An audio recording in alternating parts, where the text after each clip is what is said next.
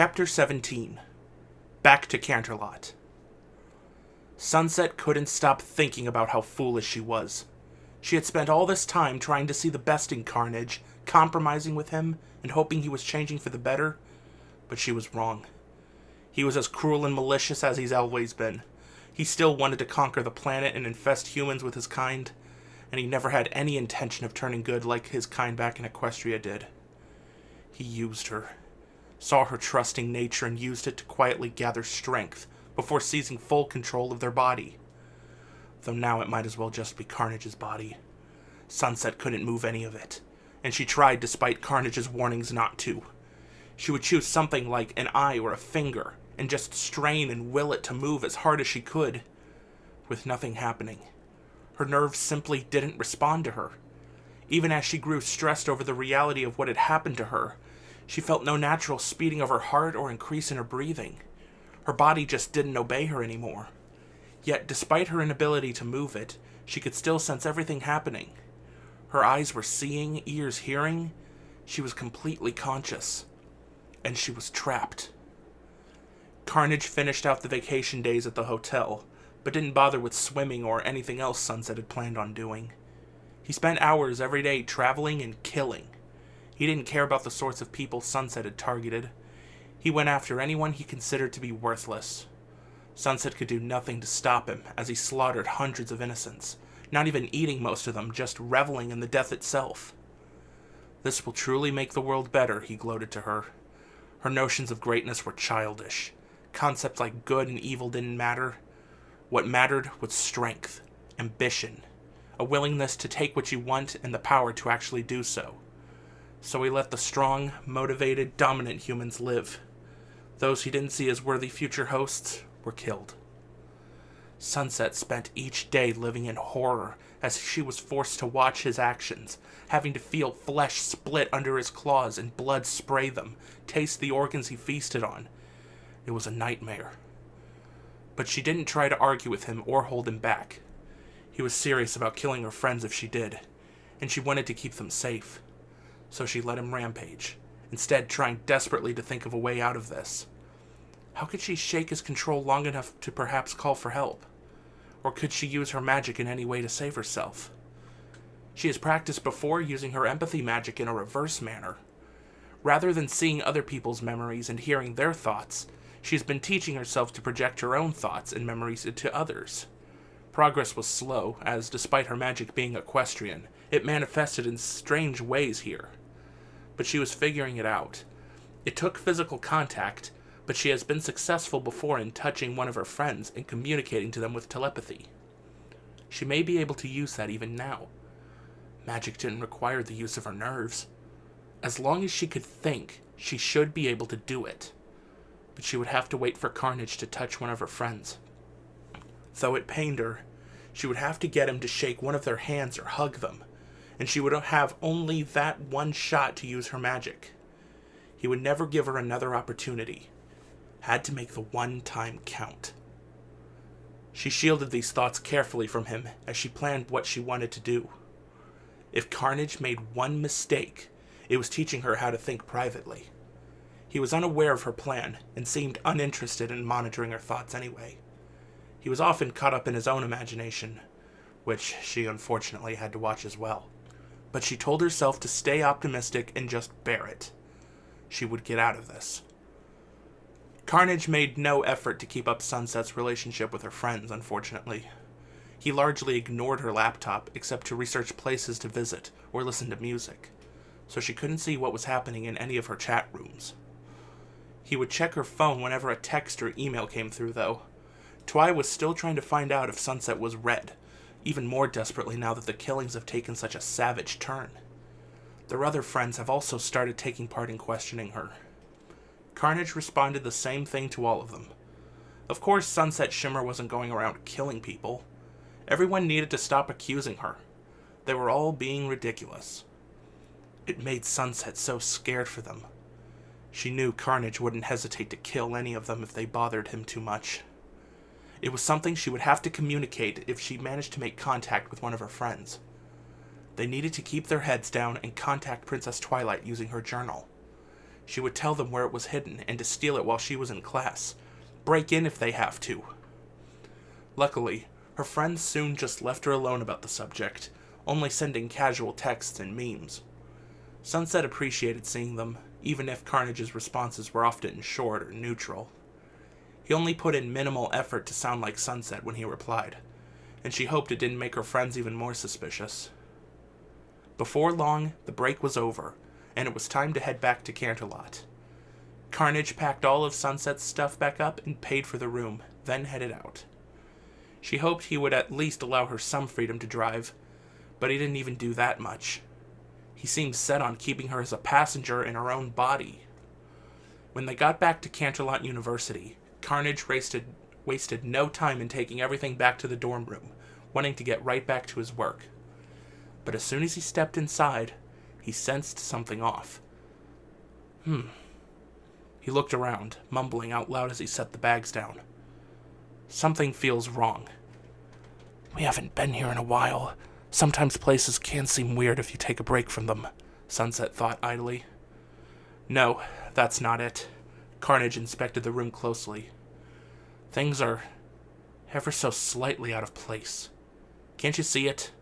The bed covers have moved. Your backpack was not laying like that when we left, and your books are in different places. How do you even notice things like that? Someone was in here. So I probably got robbed while we were gone. Great, just one more shitty event in my life. Carnage went over to check the doorknob and the lock. It didn't seem like the door had been forced open at any point, but he knew someone had been in the room.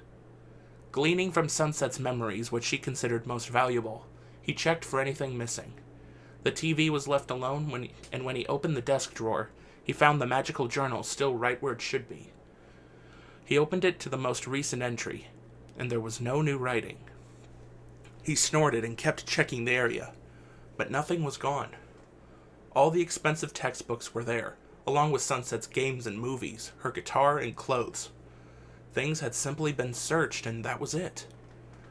Who was here then? Sunset wondered. There's all kinds of stuff they could have taken. Maybe one of your friends of yours was looking for evidence you're a serial killer. That or a random frat boy just came in to steal some underwear and found nothing worth keeping. Sunset wanted to roll her eyes at that. Please, I have some frilly stuff. You know, just in case. I didn't need to know that. Whatever.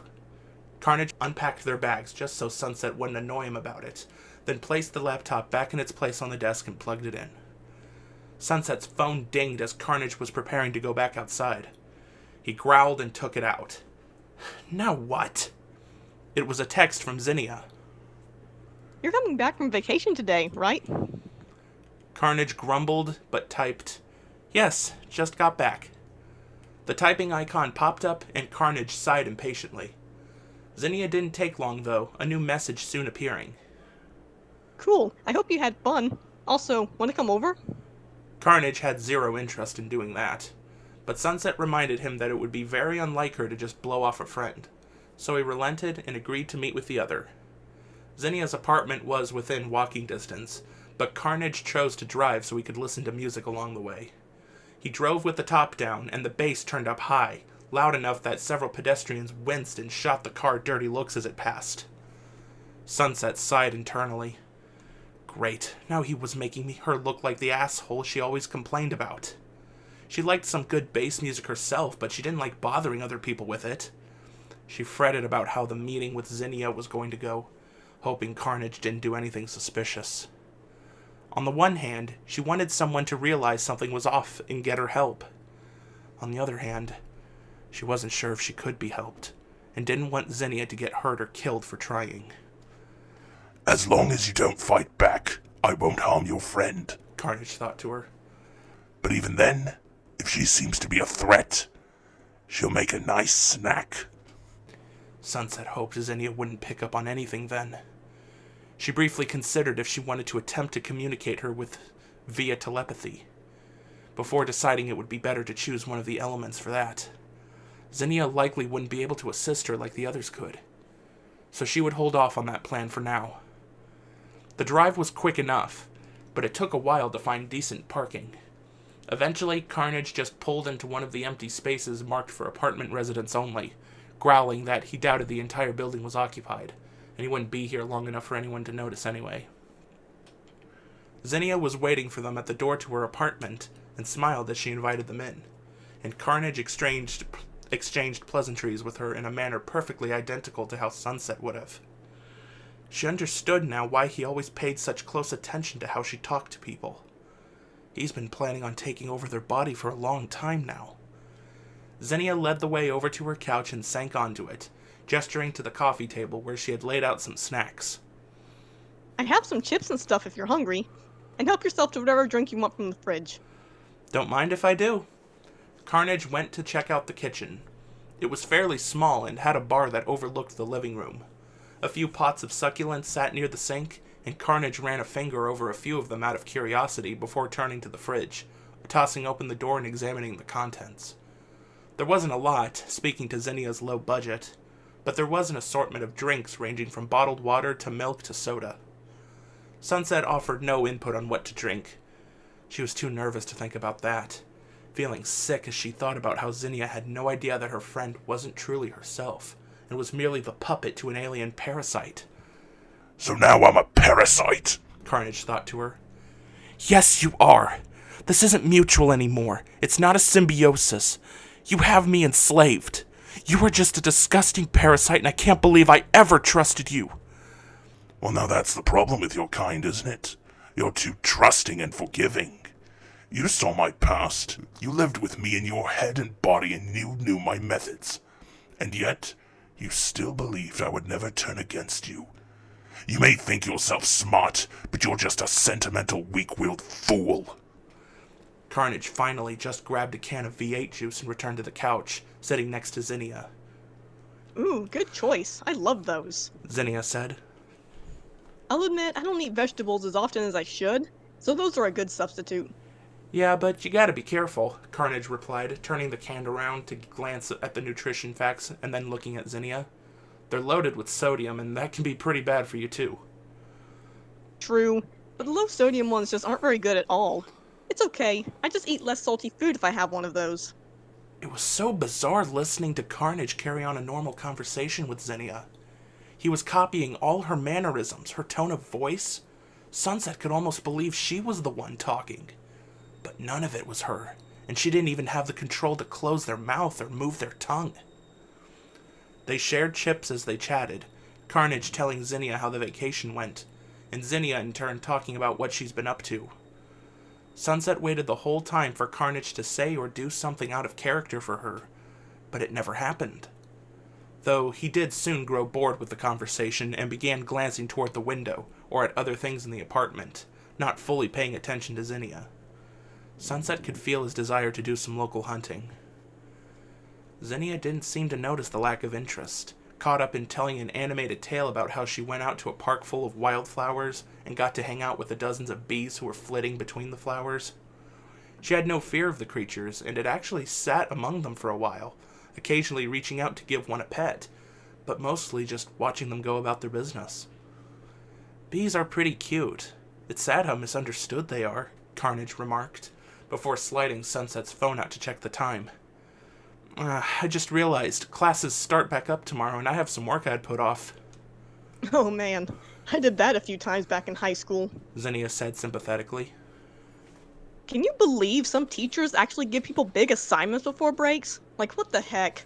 It's supposed to be a break. Having to work on a break kind of ruins it, don't you think? Yeah, I always hated that, but it is what it is. Carnage stood, crumpling the V8 can in his fist and going toward the trash can. Oh, I have a recycling bin. Zinnia said, getting up and going into the kitchen to open a cabinet, taking out a small blue bin filled with assorted glass and plastic bottles, along with aluminum cans. Carnage tossed the can into there instead. Right, didn't know, sorry. It's no problem. I really should leave this out somewhere, but like, there's not much room. Understandable. This is still a nice place, though. I'd like to come over again, but unfortunately I need to get back home. Carnage was growing impatient now, but wasn't showing it yet. Okay, no problem. You're always welcome. Maybe next time we can watch a movie or something. Zinnia shifted a bit, and Sunset could see in her eyes that she wanted a hug, But Carnage ignored that, just going to the door. Yeah, sounds good. See ya. Sunset could sense the other's disappointment. Bye. Then they were outside, and as soon as the door closed, Carnage was breaking into a jog back toward the parking lot. Well, that was rude, Sunset remarked. She obviously wanted me to hug her. She'll get over it. She barely knows you. Perhaps you just aren't really the hugging type. Sunset was absolutely a hugger. But there was nothing to be done about it now. Maybe Zinnia would just think she was really in a hurry. There was no actual work to be done, though, and as soon as she got into the car, Sunset felt Carnage's true intentions. Classes may resume tomorrow, but he still had plenty of time to entertain himself, and absolutely nothing to hold him back. As he began planning out the rest of his evening, she redoubled her efforts to think of a way out of this. She had to get him back under control at any cost. The fate of the entire world was at stake. Chapter 18. Addressing Suspicions. Sunset was lost in thought for the rest of the day, doing her best to distance herself from what Carnage was doing with their body. She said nothing as he went about his usual indiscriminate killing, traveling far from Canterlot on foot, and only returning to the dorm mere hours after her first class started. She spoke up just to criticize this poor planning. There's no way we'll be able to get enough sleep before class. You're going to have to deal with my body being exhausted. He snorted. I'll be fine. I haven't more than enough of my own energy to keep this meat sack awake. Have you already stopped paying attention to your body? Does it feel tired to you? Sunset allowed herself to focus back on her body, feeling the heartbeat, checking to see if any muscles were sore. Her heart was going its normal speed, and nothing ached. Her eyes were wide open, not feeling heavy at all. And yet, somehow she still felt tired. You're mentally tired, Carnage said. Physically, your body is fine. He rummaged through various things in the dorm, checking inside Sunset's backpack and gathering up everything necessary for the upcoming day's classes. He wanted to keep Sunset's friends and acquaintances from becoming suspicious for as long as possible, so he would keep up the woman's normal schedule. But once he had a suitable plan for taking down the various other elements and absorbing their power for himself, he would abandon this dull routine.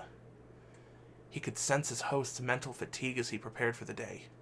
The stress of the past week has taken its toll on her, and he could tell her mind has been working hard ever since he seized control. He didn't care to look to see what all she was thinking about. It didn't matter.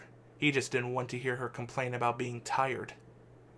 Out loud, he said, "You'll get nowhere with all that thinking you've been doing. You might as well rest. I don't interfere with your dreams, so you'll have those to yourself." "Wow, so generous of you," Sunset said dryly. "But I doubt I'd be able to sleep with you still up and moving around." "You'd be surprised. Give it a try." With nothing else to do for the next few hours, Carnage took to idly pacing as he explored the contents of Sunset's phone, reading through past conversations with her friends and looking at photos. Sunset again let herself disconnect from her senses, focusing inward and trying to sleep despite her body's eyes still being open. To her surprise, she found herself drifting off.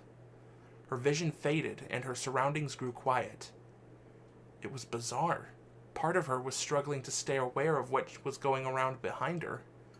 Part of her was struggling to stay aware of what was going around her. But the rest of her just wanted to pass out. She nervously checked what Carnage was doing one last time. He was still wasting time going through her phone. He knew he planned to keep up her schedule for now. There was no need for her to stay awake to watch him, and even if she did, it wasn't like she could control him. So she finally let herself drift off, everything blacking out as sleep claimed her. When Sunset came to, it was rather sudden. One moment she was dreaming, wielding an unnecessarily large flaming sword as she battled an indistinct monster in what would be a nightmare to most, but was thrilling to her. And suddenly it was over, and she was being snapped back to reality, Carnage blinking a couple times and her vision shifting to show her the inside of a lecture hall. What just happened? Where's the... Oh. Her thoughts were confused for a bit, before she focused and realized she was now awake, the prior battle just a dream. It had felt so real, but then she always was a vivid dreamer. She scanned their surroundings the best she could. This is my literature class. Yes. Carnage thought to her, sounding bored. Sunset noticed that he had the notebook for this class on the desk in front of him, but it was shut, and though he was looking vaguely in the direction of the professor, he was barely paying attention. Sunset knew she must have been asleep for several hours, considering what class they were in now. It was nearly noon. She instinctively tried to move to stretch or pick up a pencil, but couldn't. Carnage gave a little huff of annoyance, and she quickly apologized. Sorry, it just feels like we've been sitting still for a while, and I tend to fidget in class. I'm aware. This is horribly boring. I've been amusing myself thinking about who in here might taste the best. That professor is old and scrawny, hardly a morsel, but there's a few students who would make excellent treats. Carnage looked around the room, and Sunset felt their stomach growl. Do you think about anything other than food? What else is there?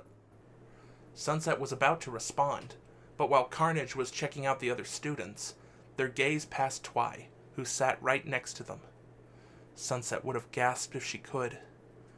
This was one of the few classes she shared with the other, and she couldn't ignore how her friend was staring intensely at her. Oh man, Twy. Has Twy said anything to us today? When I got here, she hugged me and asked about the vacation. I told her it was fun, and she told me about her time with her family. She's been mostly quiet since then, just taking notes on the class. And staring at us. I do not trust her. She has been suspicious of us for a while now. You should be taking notes and following along in the textbook. That's what I would be doing right now. No wonder she's suspicious. I don't care to learn anything further about your messy, barely fathomable language and its authors. But you're still trying to pass yourself off as me. Twy knows me. She knows how studious I am. You sitting here staring into space is going to make her think something's wrong. So open the damn textbook. Carnage used a harsh slap of the hand to toss open the textbook, flipping aggressively through the pages until he reached the appropriate one. He glanced at it, and then back up, uninterested. Out of the corner of their eye, Sunset saw Twy frown. Oh no. Twy began writing something in her notebook, then stared at the page for a few moments while chewing on the end of her pencil. Then she slid the notebook over, and Carnage looked down at it. Are you feeling okay? You seem tense. Just tell her I'm disappointed to be back in class after how fun spring break was, Sunset said. Carnage wrote the requested explanation and pushed the notebook back over. Twy read it and didn't seem convinced, but she dropped the subject, returning her attention to the lecture. But she still kept shooting them worried looks. She's very perceptive. She knows something's up, Sunset said nervously. She better keep it to herself. I'll destroy her if I have to. Sunset had to get her plea for help to Twy as soon as possible. She could use her power to explain what happened and ask her to contact Princess Twilight, and then lay low in the meantime so Carnage doesn't target her. After thinking over the technique for the past few days, Sunset was confident she would be able to communicate telepathically with her friend. She just needed Carnage to touch her. The rest of the class seemed to pass incredibly slowly, but finally it was over. Carnage carelessly flung everything into the backpack and shouldered it, standing. Twy quickly got up too. So, you got that assignment, right? Carnage replied. The 5-page analysis he wants us to have to him by Friday? I just wanted to make sure you caught that. I don't think you wrote it down in your planner, so... I don't need to use my planner. I can remember it. Carnage snapped, turning to go. Sunset, Twy said softly. Please, is something wrong? You've seemed so different since coming back. Different how? Carnage began making his way out of the room, Twy hurrying along beside him. I'm not sure how to explain it. You just seem distracted. Not quite yourself. Did something happen during your vacation? Nothing. It was relaxing, and I just wish it were longer. Carnage was still imitating Sunset's tone of voice fairly accurately, but Sunset could sense an underlying strain to it, as Carnage resisted the urge to start growling at the other. He was becoming frustrated. I get that. I wish I was still hanging out with Shining and my parents, but it is what it is. I'm just concerned. Are you starting to get burnt out? It's okay if you are. I just want to help you through the rest of the semester, and before you know it, your freshman year will be over. I don't need help right now. I need to get to my next class. Excuse me. Carnage turned and walked briskly away. Twice seemed to follow for a few steps, then sighed and walked in another direction. Oh no, poor Twilight. She just wants to help me.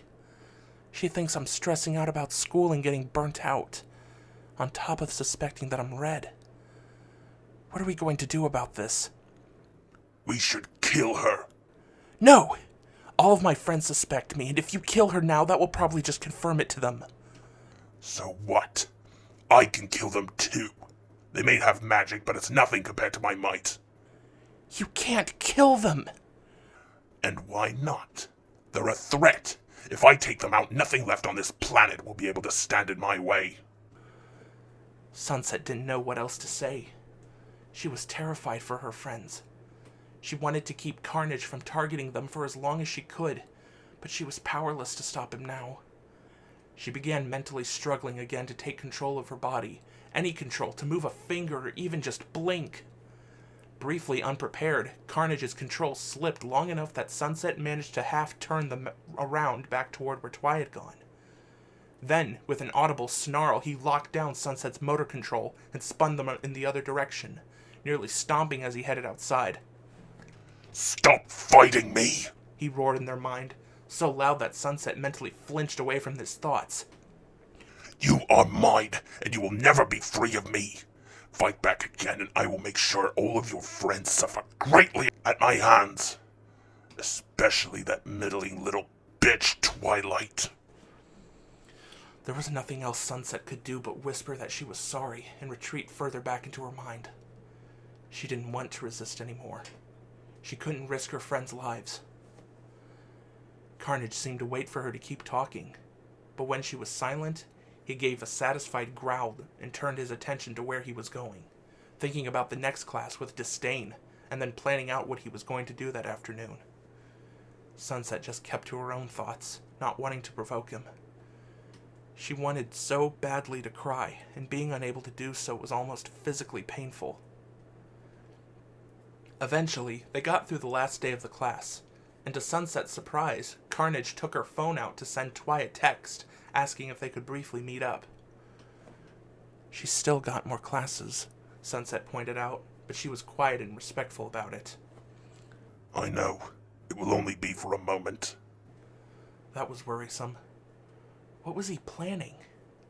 Sunset tried to look, but the other's thoughts were shielded from her. Twi agreed to a quick meeting and said she'll be outside the science department. Carnage headed that way. Sunset was on high alert as he approached Twi, dreading what he was going to do. This was a very public area. Lots of other students were going to classes and hanging out with friends. Surely Carnage wasn't planning anything violent, right? I want to apologize for earlier.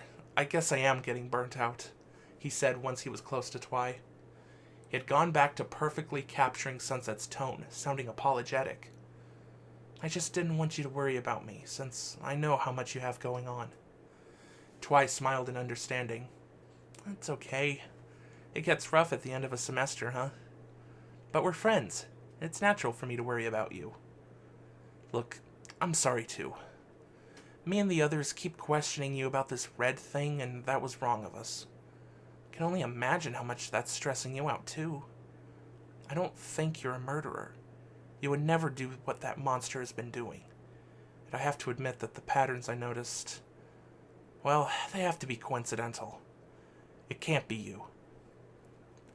Carnage nodded, and Sunset felt his glee.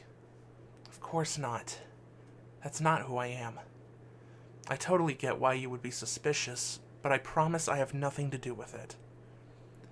Twi brushed some of her hair back behind her ear and shifted her weight around, then said, Yeah, I shouldn't have jumped to conclusions, but this whole thing has me so scared, and I just wanted to do something to try and stop it. I hate not knowing what to do. Well, you should know one thing. Carnage drifted a hand along Twy's arm, and Sunset felt their hearts speed up. That was a reaction she would have had if she was in control. What was he doing? Twy glanced over, and then blushed as Carnage reached her face, stroking her cheek. "What's that?" she asked. He smirked and leaned in, lowering his eyelids. "I love you." He tilted his head and pressed their lips together. Chapter 19. The Many Applications of Science. Twy's stuff fell from her arms with a clatter. She was frozen in shock for a second before responding, slipping her arms slowly around Carnage and pulling him in, kissing back. Sunset was too stunned to even take advantage of the contact to transfer her thoughts to her. Her heart was racing, and she felt dizzy, and they were kissing. It wasn't right. This wasn't how she imagined this going. But she could feel so much despite Carnage being the one in control, and it had her feeling weak. Twy was so warm, and her lips fit perfectly against hers, and oh, she wanted to stroke her hair so bad. And Carnage actually did so, running his fingers back through Twy's soft hair, and the feeling was so good Sunset wanted to sob. She wanted control of her body back, wanted to touch the other herself. This was torture. Then, abruptly, Carnage dropped his hands and took a step back. Twy stumbled back too, face bright red and glasses askew. She hastily adjusted them, taking a few attempts to speak before stammering. I wasn't expecting that. Did you say you loved me? Yeah. I have for a very long time. I wanted to finally tell you. Twy smiled widely, eyes brightening, and the whole world seemed to brighten right along with her. I love you too. Despite everything, a bolt of pleasure and joy went through Sunset. Her crush loved her back. Carnage knelt down to gather the stuff Twy had dropped. Then he pressed it all back into her arms. If you'd like, we can begin investigating Red together. Us and our friends. We'll take him down, and things can finally go back to normal. Really? Yeah. Yeah, okay. I'd love to have your help. I think I'm gonna get back to working on my tracker again as soon as I get home. Carnage grew apprehensive, but didn't show it, just cheerily saying, Perfect! Now get to class before you're late. Oh, Twy looked at her phone and then jumped. Ah, I gotta go. Okay, talk to you later. See you. Carnage gave her a kiss to the cheek and then gave her a light push in the direction of the science department. She hurried away, glancing back and giggling before looking ahead again. Sunset finally managed to think coherently. What the hell? She demanded. You love her, yes? I decided to just move the relationship along. I got a suspicion off us. She's no longer a threat, so you can stop worrying about me killing her. But you just kissed her. I wanted to kiss her, by my choice. That's what you're wound up about. You got to feel all of it. It was just like if you had done it yourself. Your gross primate hearts get far too overwhelmed by that silly ritual. With a thought, Carnage made their heart beat at a normal speed again. It didn't do much to relieve the swirl of emotion in Sunset's head, though. I love Twy, but I don't want you stringing her along. I know you don't care about her. You're just using her. And what of it? You want me to behave like you normally would, so I am. Twy will be happy that you're dating her, and she'll hopefully stay off our back. And I can now feed her false information about Red during our investigations. This is good. He privately made a note to still make sure he killed Twy first. He knew she was the most formidable of all Sunset's friends, But he would have to do it carefully. He wanted to deal with the other friends one at a time, and if he was too obvious in his hunting, he risked all of them attacking at once. He was fairly confident he would be able to win a battle with them, but he wasn't 100% sure. They could defeat him, and he couldn't have that. Not when things had been going so smoothly. There was so much Sunset wanted to say, but she knew it would be useless. So she sighed and decided to say nothing to the other. She was a little relieved that Twy's suspicion seemed to have gone away, but it hurt to think about how Carnage was manipulating her. He felt nothing but contempt for Twy. He has stated his desire to kill her multiple times, and even now Sunset wasn't sure he wouldn't still do it. She wished she had thought to communicate with Twy, but she had been so surprised by the kiss. But it was okay. Carnage seemed to intend to make their relationship a romantic one, which meant he likely would hug and kiss her again to keep up the appearance. Sunset just had to be ready for the next time they saw each other. Carnage decided to return to Sunset's dorm to drop off her backpack, considering if he wanted to go out on another hunting spree.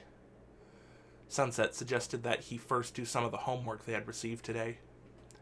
None of that will matter once I rule this world, he growled. I know, but my professors will notice if my grades start slipping. I'm sure they'll bring it up, and imagine if Twy finds out. She's probably going to wonder what's going on, and you don't want her asking a bunch of questions again, do you? Fine. I'll complete the things that are due tomorrow.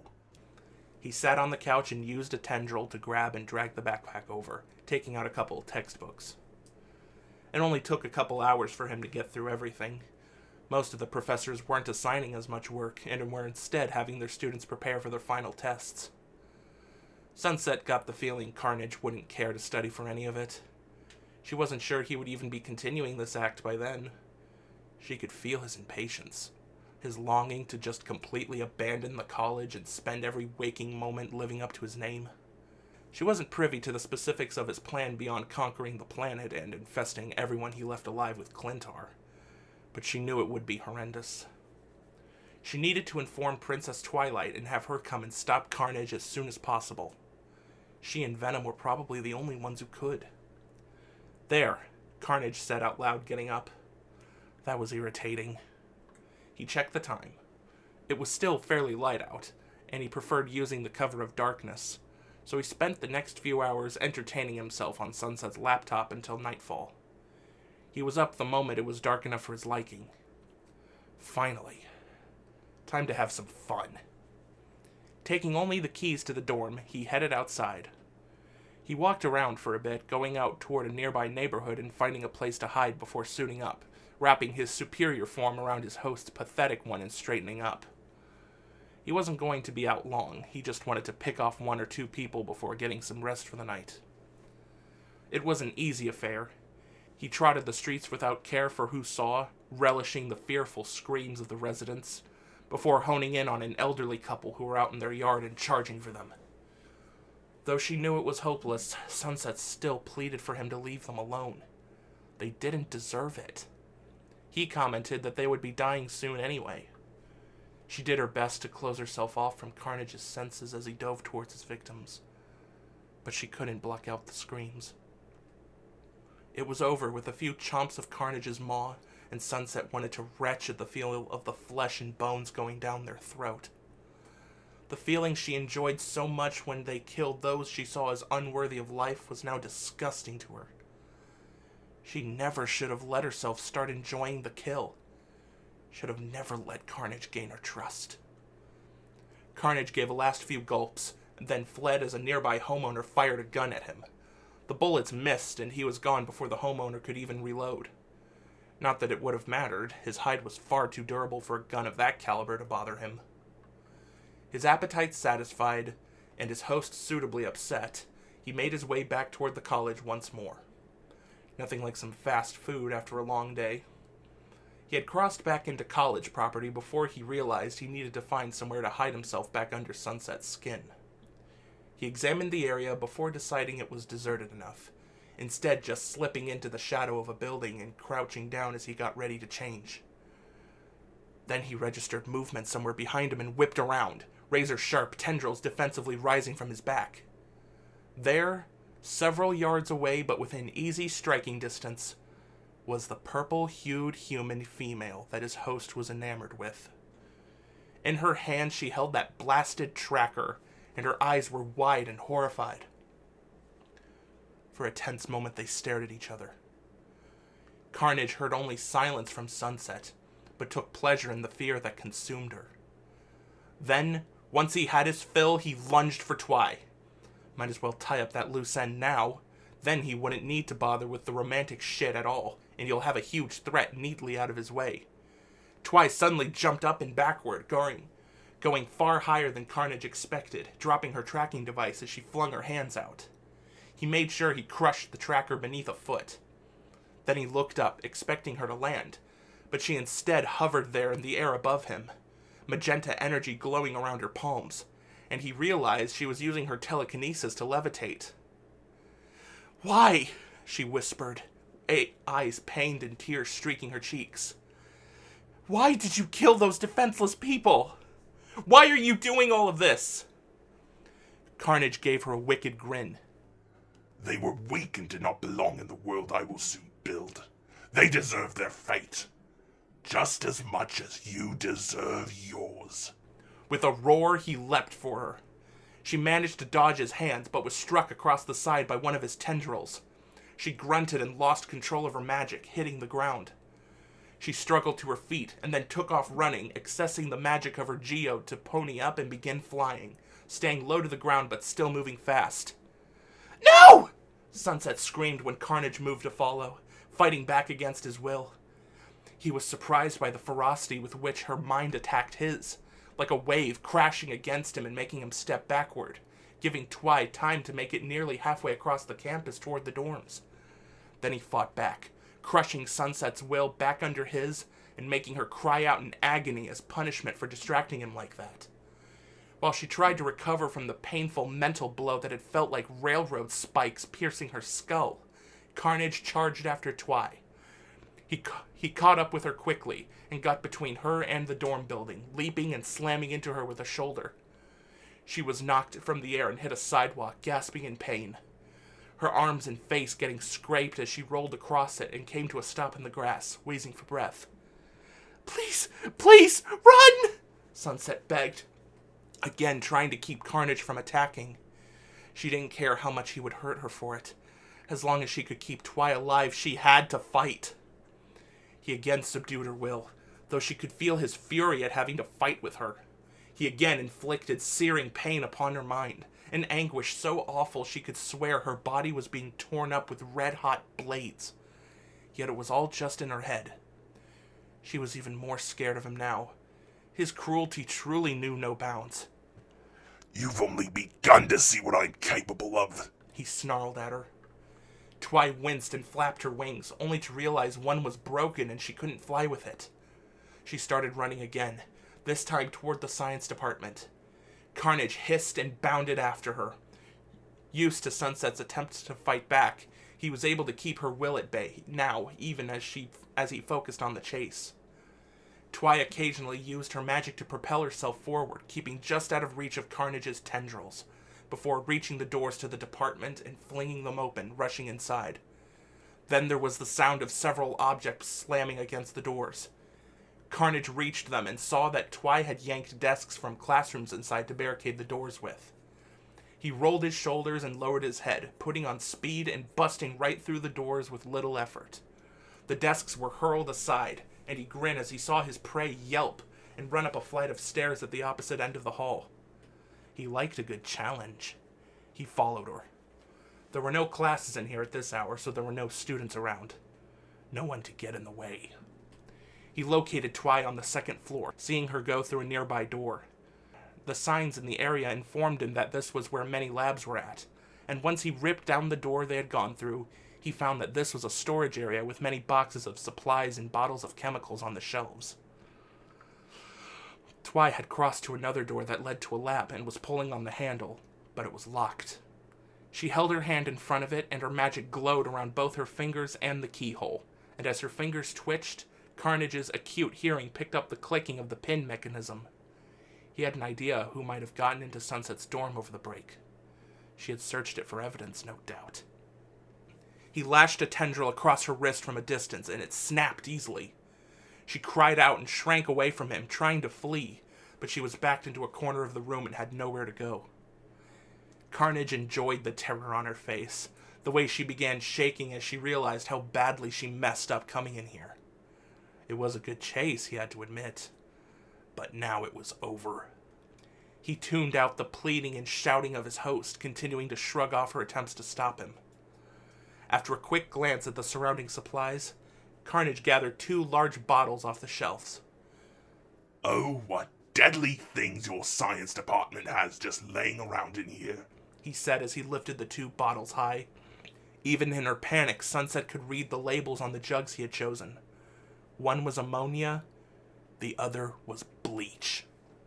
Her panic doubled and she tried to scream a warning, but judging from the way Twy's eyes widened, she saw what it was too.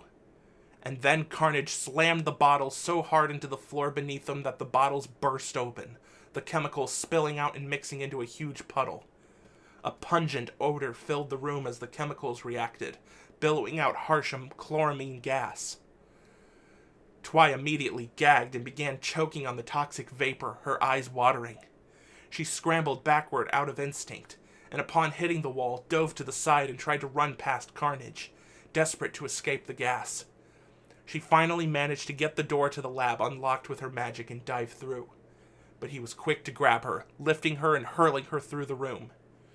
She was in too much pain to use her magic to slow or stop herself, instead hitting a table covered in vials and beakers, breaking most of them. Several shards of glass stuck in her skin. Blood dripped from her, and she coughed uncontrollably, struggling to push herself up.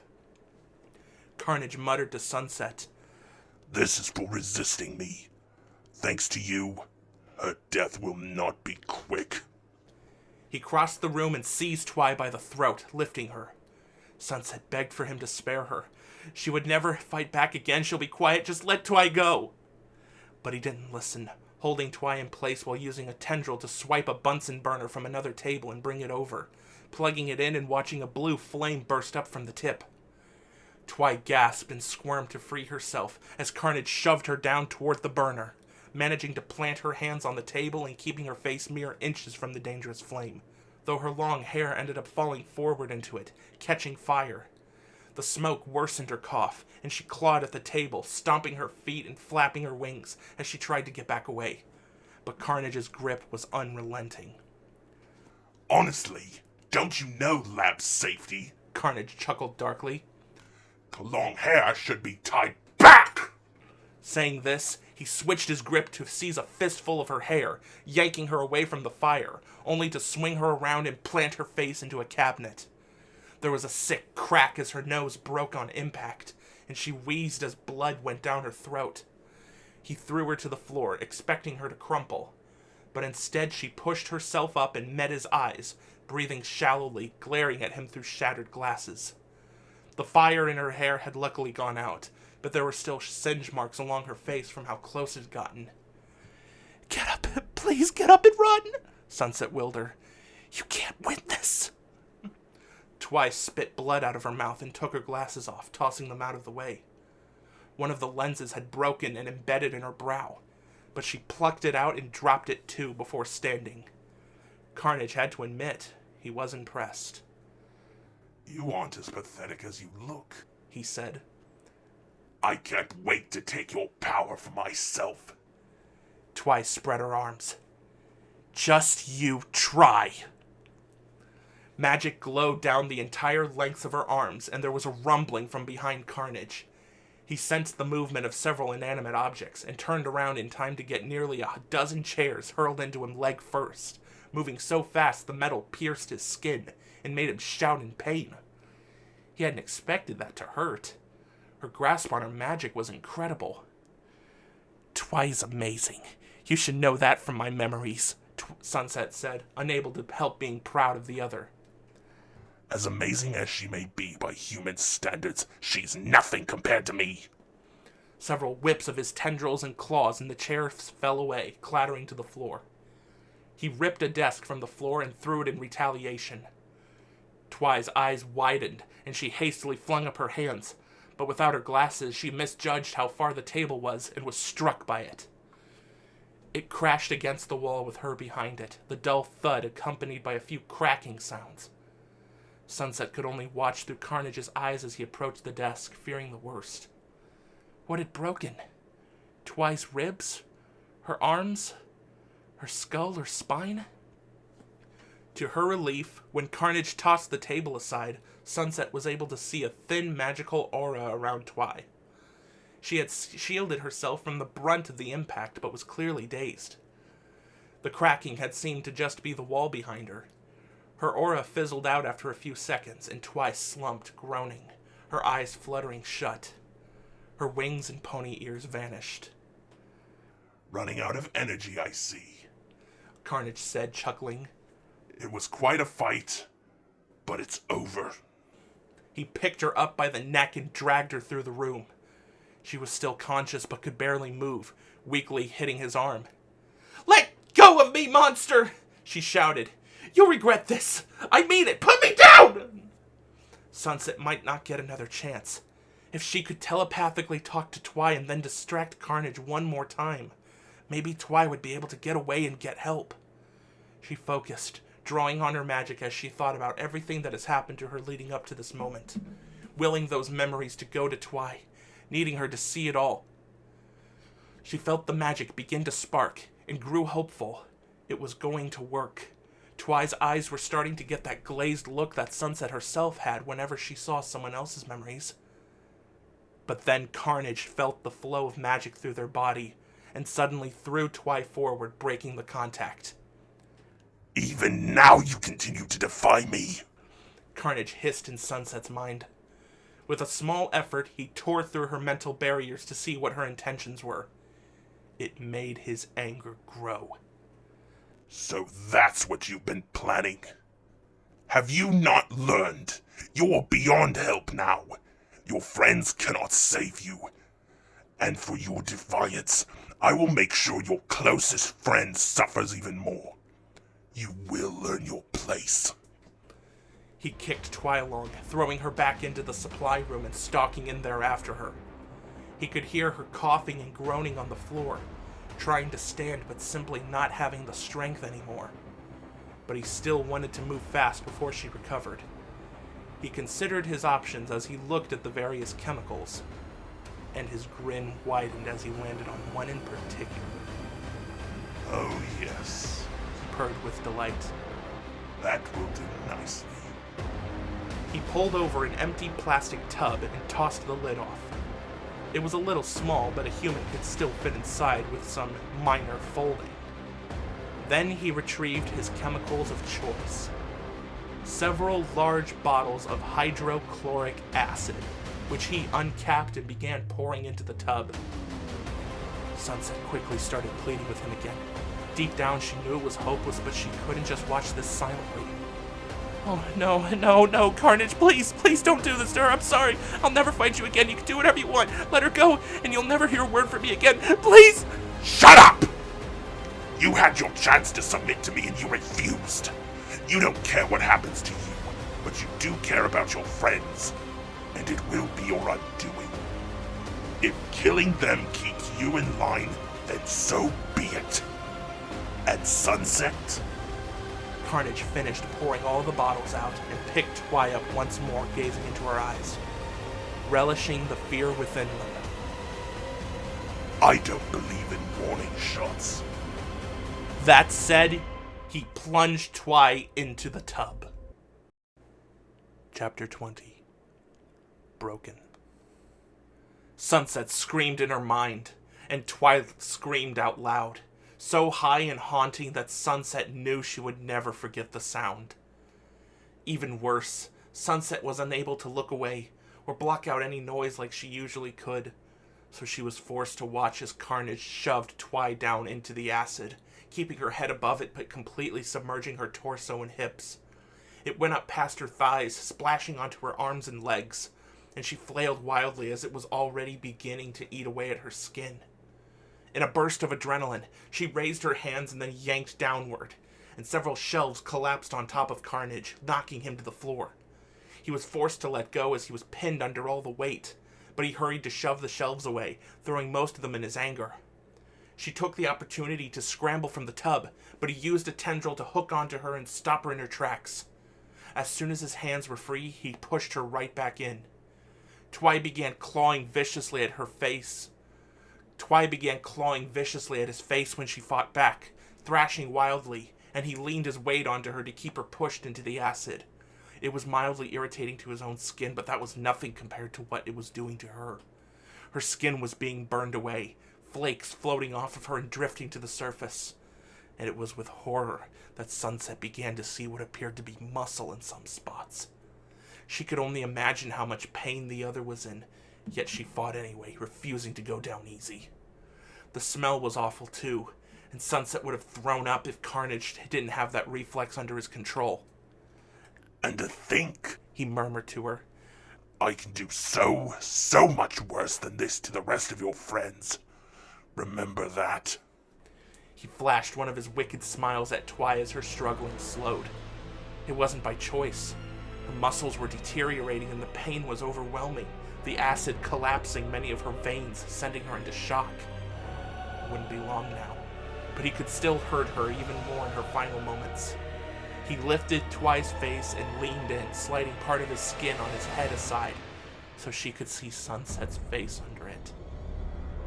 Twy gasped, and the fight left her. "Sunset?" she whispered in disbelief, and Sunset's heart broke at the betrayal in the other's eyes. For a moment, Carnage loosened his control, just enough that Sunset's pain showed clearly. Seizing her chance, Sunset focused all her willpower to say, "Twilight, I'm so sorry!"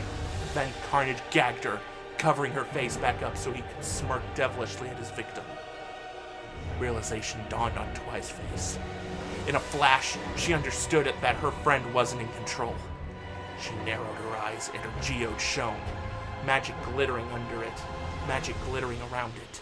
And Sunset could see pony ears forming from the sides of her head as she started to pony up again. Her heart soared. Maybe this would be it for Carnage. Then Carnage's hungry jaws snapped shut over Twy's skull. One crunch, and it was being ripped right off her spine and crushed between ravenous teeth. Everything turned to static in Sunset's mind. She couldn't comprehend it. That didn't just happen. It couldn't have happened. But she couldn't ignore the taste and sensation inside Carnage's mouth. For once, he chewed slowly, savoring the snapping as the skull was broken into pieces. Then the rich taste of brain matter flooded his cells, and he purred. He knew Sunset wanted to break down crying, and took pleasure in preventing her from doing so. All she could do was cry on the inside, as he forced her to taste the remains of her friend. He knew he had completely broken the other at last. That was what he wanted. He swallowed and stretched his tongue out to lap at the blood flowing steadily from his prey's neck. Sunset's distress only grew.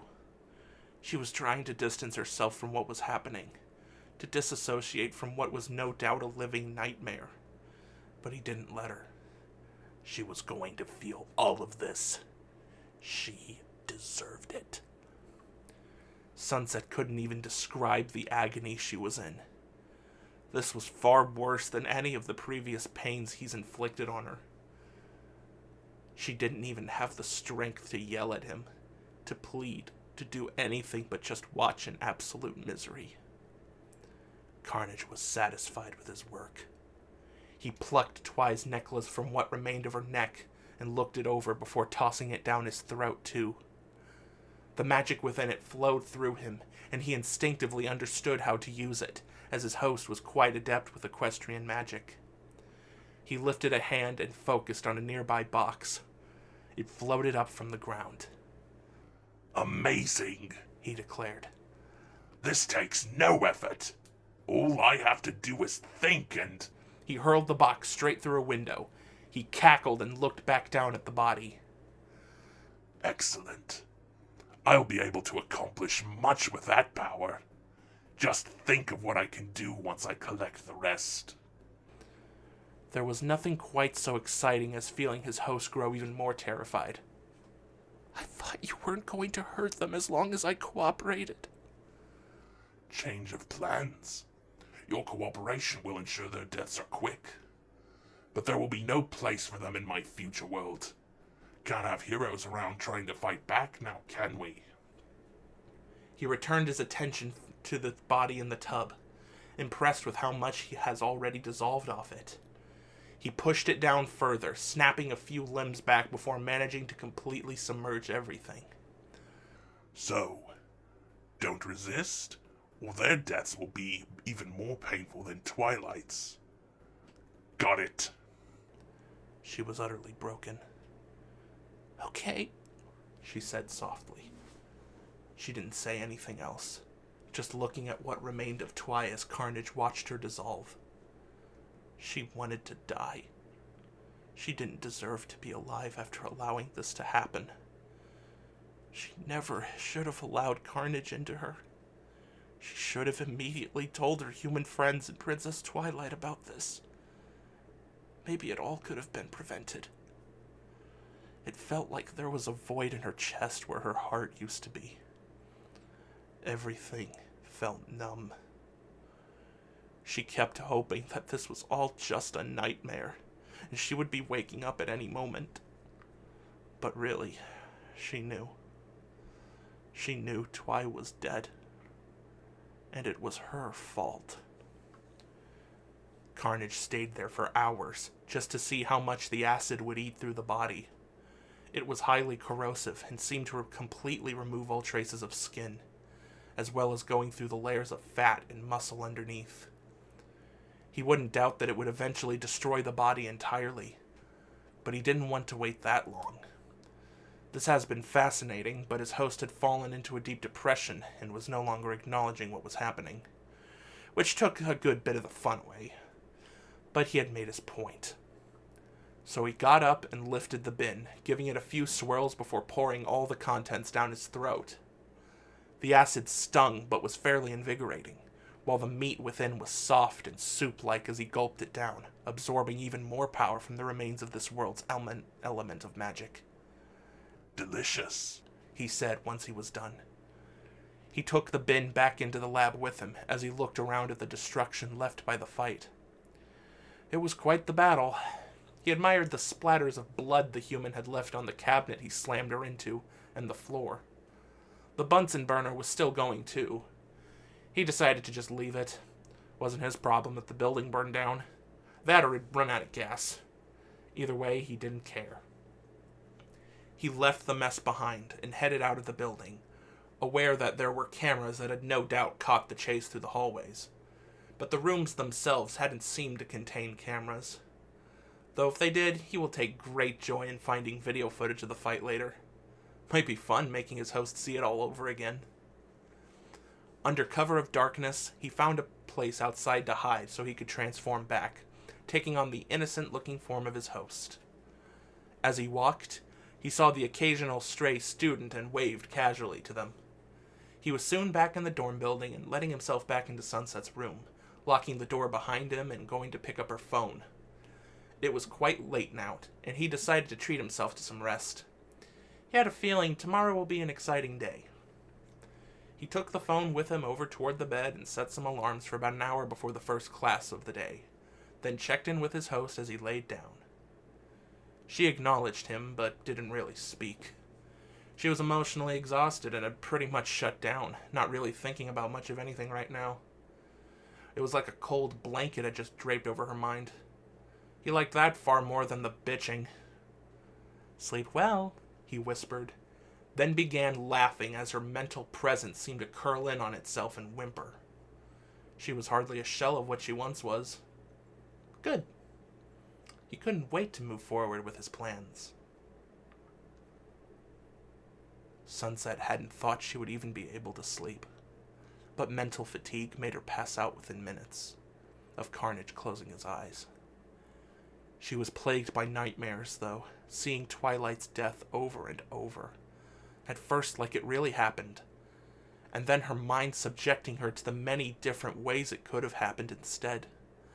She saw the other being burnt alive by the Bunsen burner in the lab, crushed horrifically by desks and lab equipment, thrown from the window to land head first on the sidewalk below, simply eaten alive and screaming like Carnage had eaten so many others. It all looked so vivid and real that it only distressed her further, and she wandered aimlessly through these nightmares, helpless to stop any of the deaths. She was a witness to them, yet she was the one committing them. There was blood on her hands. There would be so much more blood on her hands soon. She was face to face with Twi. Twi's throat was bleeding heavily from a gash. "I'm sorry," Sunset tried to say, but her voice didn't work. Twi's eyes were cold. "You did this." Sunset blinked, and then Twi was at her feet. Her body shriveled, most of it melted away by acid. "I never wanted this," Sunset said. Her mouth moved, but no sound came out. She watched as Carnage bounded toward her and jumped onto the melted body. It turned to a slurry under him, and he seemed to melt into it, red into red. "You could have prevented this." "I know." Sunset was crying. She needed to cry, but it didn't feel good. It hurt. There was glass in her throat. There was glass in Twi's corpse. Yet Twi was standing again, whole but covered in blisters, staring at Sunset's eyes. Through her eyes, into her soul, demanding answers. Sunset didn't have any. "You can't bring me back. You won't be able to bring any of us back." "I'll stop Carnage from hurting anyone else. I will. I promise," Sunset swore. "Will you? Can you?" the mutilated Twi asked. "I can't. Please, I'm sorry. I tried to stop it. I messed up. I never should have accepted that monster. Please forgive me." Twi stepped closer, standing right in front of her and gripping her shoulders. Tears flowed down Sunset's cheeks, and she wanted to hug the other, but her arms wouldn't move. What happened is done. You can't fix it now. Sunset's entire body tingled. She was paralyzed in place, unable to look away from Twi's expression. But the other looked sad now. Her body was beginning to fade, light shining through her.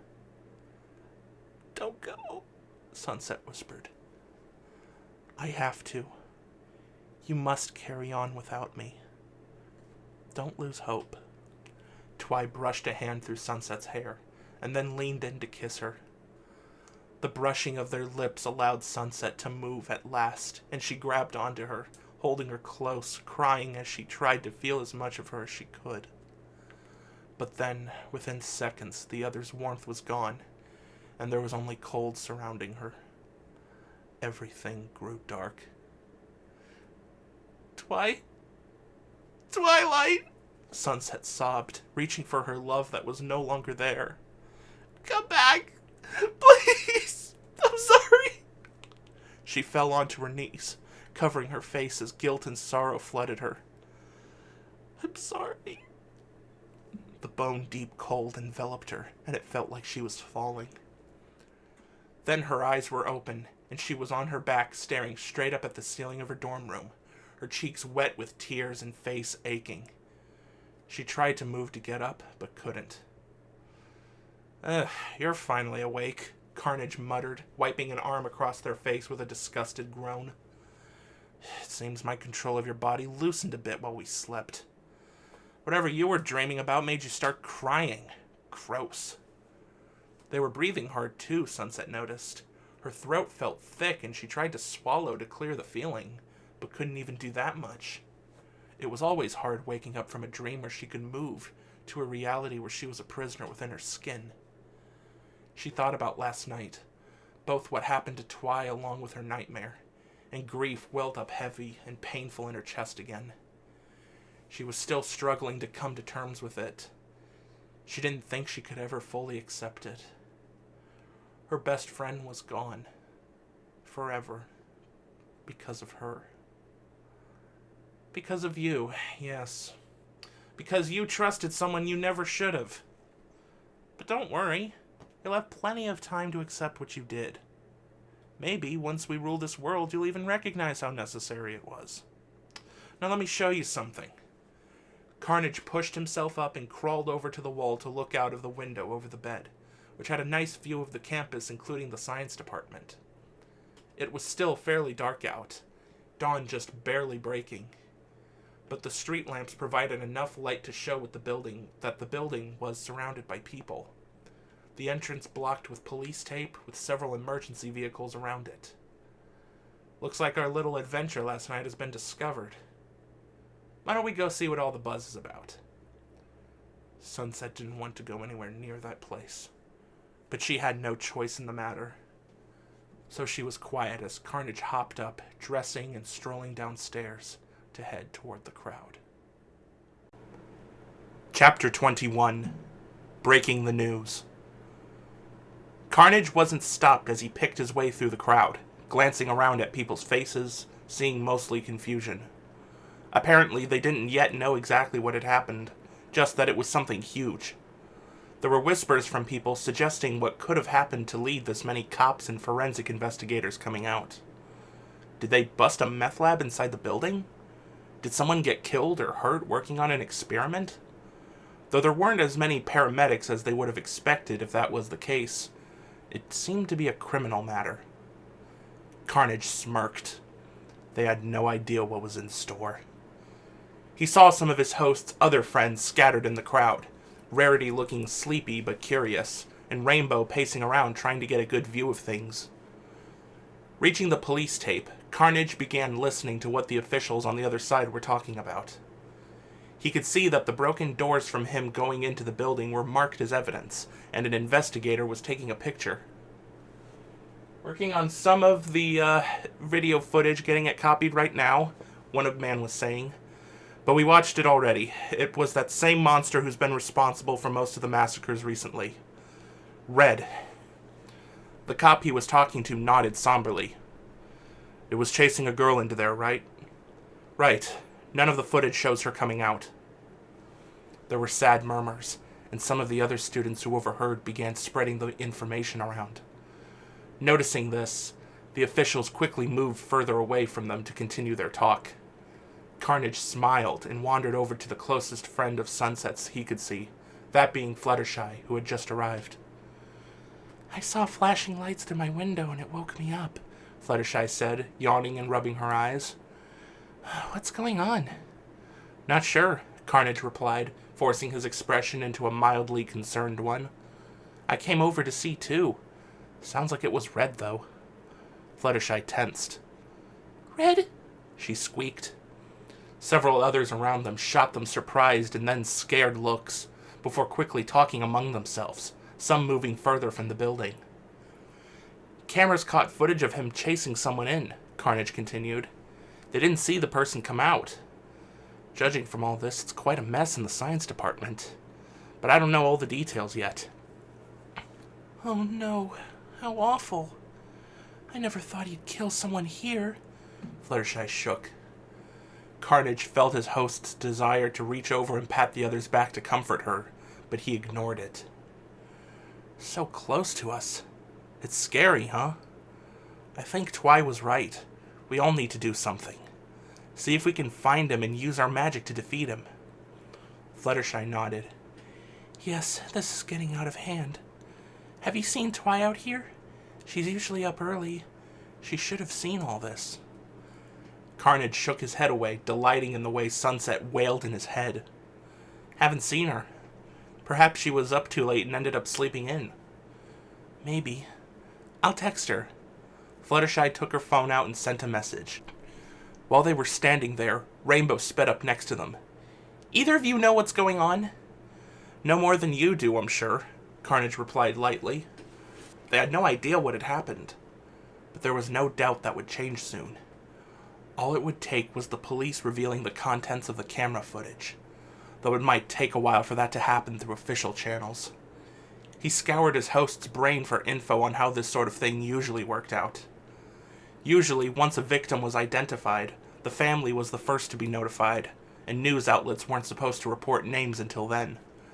But he also knew from Sunset's memories of various other big news murders that journalists didn't always follow those rules. It's been especially bad since he made his appearance. News of his latest kills were fast to hit the public sphere, names and sometimes even photos included, all before the families were even told. All it took was one person slipping up. They were joined by Rarity. "I've been texting everyone to see if they know anything, but it's mostly just rumors," she said with a sigh. "Whatever happened was last night. They say that monster Red chased a poor student across campus and into the science department and, well, it's almost certain it killed them. But who it was and where exactly they might have died is uncertain. Twilight still hasn't gotten back to me. Usually she's all over any news about Red, and for this to happen right here," Fluttershy said. "I'm surprised she's not over here tearing her way through the police line." "Right?" Rainbow asked. "She'd be rushing right in there, making sure her precious science stuff is okay." "Maybe one of us should go get her," Rarity mused. "Sunset, would you—" "Nah, I've got it," Rainbow interrupted. "Be right back." She ran away, speeding up as soon as she was away from the crowd. A few moments passed, and then she was right back, looking bewildered. "Okay, she's not in her room." "What?" the others demanded, turning to stare at her. "Are you sure? Maybe she was just sleeping," Rarity asked. "There was no way she could sleep with the way I was banging on her door," Rainbow replied. I knocked, I yelled. She didn't answer. But Spike did. He said that Twilight said she had to go somewhere last night and would be back soon. But she isn't back yet. I would have gone in there, but the door was locked and he couldn't get it open for me." They exchanged uncomfortable looks, and Fluttershy softly said, "Could you go check the parking lot for her car?" "Oh, good idea." You know Twilight. She probably really needed some last-minute book or something and drove into town and her car broke down. Rainbow again ran off. Carnage could feel tension in the others as they waited, and he wanted to break into laughter. Seemed they were going to figure it out sooner than he thought. When Rainbow returned, she was breathing hard and her eyes were wide. "The car's still here. I ran around the campus a bit, checking the library, the cafe, all her usual places. She's not here. Spike said she didn't tell him where she went either." The fear that swept through the group was palpable. "Where is she?" Rarity cried. "She couldn't be." Fluttershy turned to stare at the building, eyes wide. Carnage supposed he should play along. "I'm sure she's okay." "She's been trying for months now to figure out who and what Red is," Rarity pointed out. Do you think she finally tracked him down? And She swallowed, face paling. She couldn't even suggest it. They saw the dean of the university moving toward the police line now, accompanied by a few officials. They ducked under the tape and went to talk with some of the others. At around the same time, a few firefighters came out too and seemed to declare the building safe, because more people went inside. The dean went too. There were murmurs about what the firefighters might have been doing. Was there a fire inside? They hadn't seen any smoke. A chemical spill, perhaps? It wasn't out of the question. Carnage wondered if that burner he had left on did any damage overnight, though the mess from him mixing the ammonia and bleach definitely would have required some cleanup. His sharp vision was able to make out the hazmat label on some of the equipment the firefighters had with them. Yep, they took care of it. Behind him, he heard Rarity start sobbing. "Twilight, please! Answer your phone!" she pleaded. I'm going over there, Rainbow declared, beginning to move through the crowd. They parted for her, and Carnage followed, along with Fluttershy and Rarity.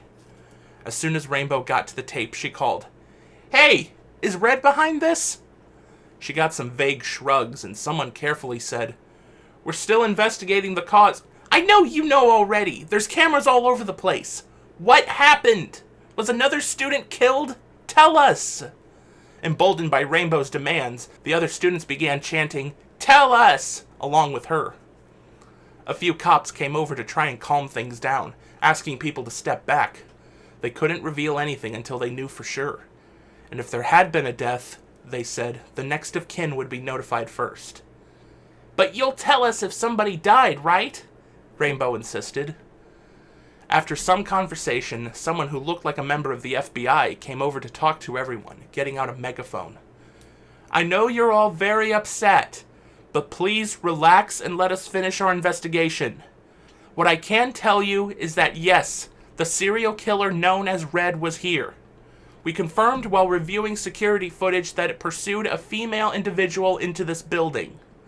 We also identified who it was chasing, but at the moment we cannot say as we are still contacting her family." "Was it a student?" several people demanded. The agent hesitated, looking over at his supervisor, who nodded. He looked back at the crowd and said, "Yes, but please no further questions at this time." That didn't do much to settle the crowd. Even without knowing who it was, several people burst into tears, beginning to ask who it could have been, frightened to have lost someone who might have sat right next to them, who has talked to them, knowing it could have been any of them instead. Rainbow's hands shook as she gripped the tape. "It can't be. It can't have been Twilight." Hearing that, a few other people began passing the name around, asking each other when they last saw her, knowing the woman was brilliant and helpful, already well known at the university, and so many professors had good things to say about her, and she was well known for her love of science. Could she have been the one to run in there, possibly seeking refuge, only to meet her end? Rarity was crying now and backed away from the tape. No, please, not her!" Carnage was quite pleased with how quickly and easily he had caused so much distress and fear among the college population. Now they all feared for their lives. But most of them wouldn't have to worry. They were young, many were healthy, so he could use them later. No, the only ones who should be afraid were the 3 elements standing near him. He waited around there with the others to see if they were given any more information. After a few minutes, the dean returned, looking shaken. He seemed to struggle to speak a few times, then said, "I'm going to schedule an assembly to inform everyone of what has happened here." He refused to answer any questions directed toward him from the students, instead speaking only to the other officials and the emergency responders. An email was soon sent out to everyone in the university asking them to attend the assembly in the largest conference hall at 9 a.m., well after many classes would have began. But every class scheduled for that time was canceled for the day. The room was quickly filled to capacity by everyone wanting to know what had happened, and the local press was standing by for more information too. The rumors of who had been killed were heavily circulated by now, but they wanted to know for sure. All of Twi's friends were in hysterics by then. There was still no sign of her, and though they still clung to hope, they knew, deep down, she was dead. They just refused to let it sink in completely until they were told. Pinky and Applejack were informed, and also came to the university to sit in on the assembly. Carnage only went because it would have been suspicious if he hadn't. He kept a blank look on his face as he sat near the other elements, making himself look distraught if anyone glanced his way. But otherwise, he stared off into space, lost in his own thoughts. After what felt like forever, the dean finally took the stage. His expression was somber, and it looked like he had just finished crying. But his voice was steady enough when he spoke into the mic. "Thank you all for coming. I'm sure you've all been wondering what happened this morning over in the science department. It is grave news, I'm afraid. Last night, the monster-like serial killer who has been committing countless murders across the country came here in its search for blood. We do not know what its specific motives might have been, if it even had any, beyond a simple desire to kill. Nonetheless, it was caught on camera chasing one of the students here across campus and into the department. Cameras in the hall recorded it chasing her up to the second floor, where she seemed to attempt to escape into a supply room. Upon checking the supply room cameras, we saw it attack her. The assault seemed to take place entirely within that room and the adjacent lab. I will spare you the details, but the woman did not survive. The room was briefly filled with quiet chatter and exclamations of shock, but everyone fell silent as soon as the dean started talking again. We have already told her family what happened, and they allowed us to pass the news on to all of you, stating that she would have wanted you to know her fate. He lifted a remote and clicked it, a photo appearing on the large screen behind him. I am deeply sorry to inform you all that we have lost a valued student and a dear friend today, Miss Twilight Sparkle. It took everything Carnage had not to grin at the resulting screams and cries from Twilight's friends and from the others in the room. It had been one thing to guess it, but hearing it confirmed seemed to make everyone lose it. There was sobbing, shouting about how the rest of them could stay safe, demands that something be done to finally catch that horrible monster.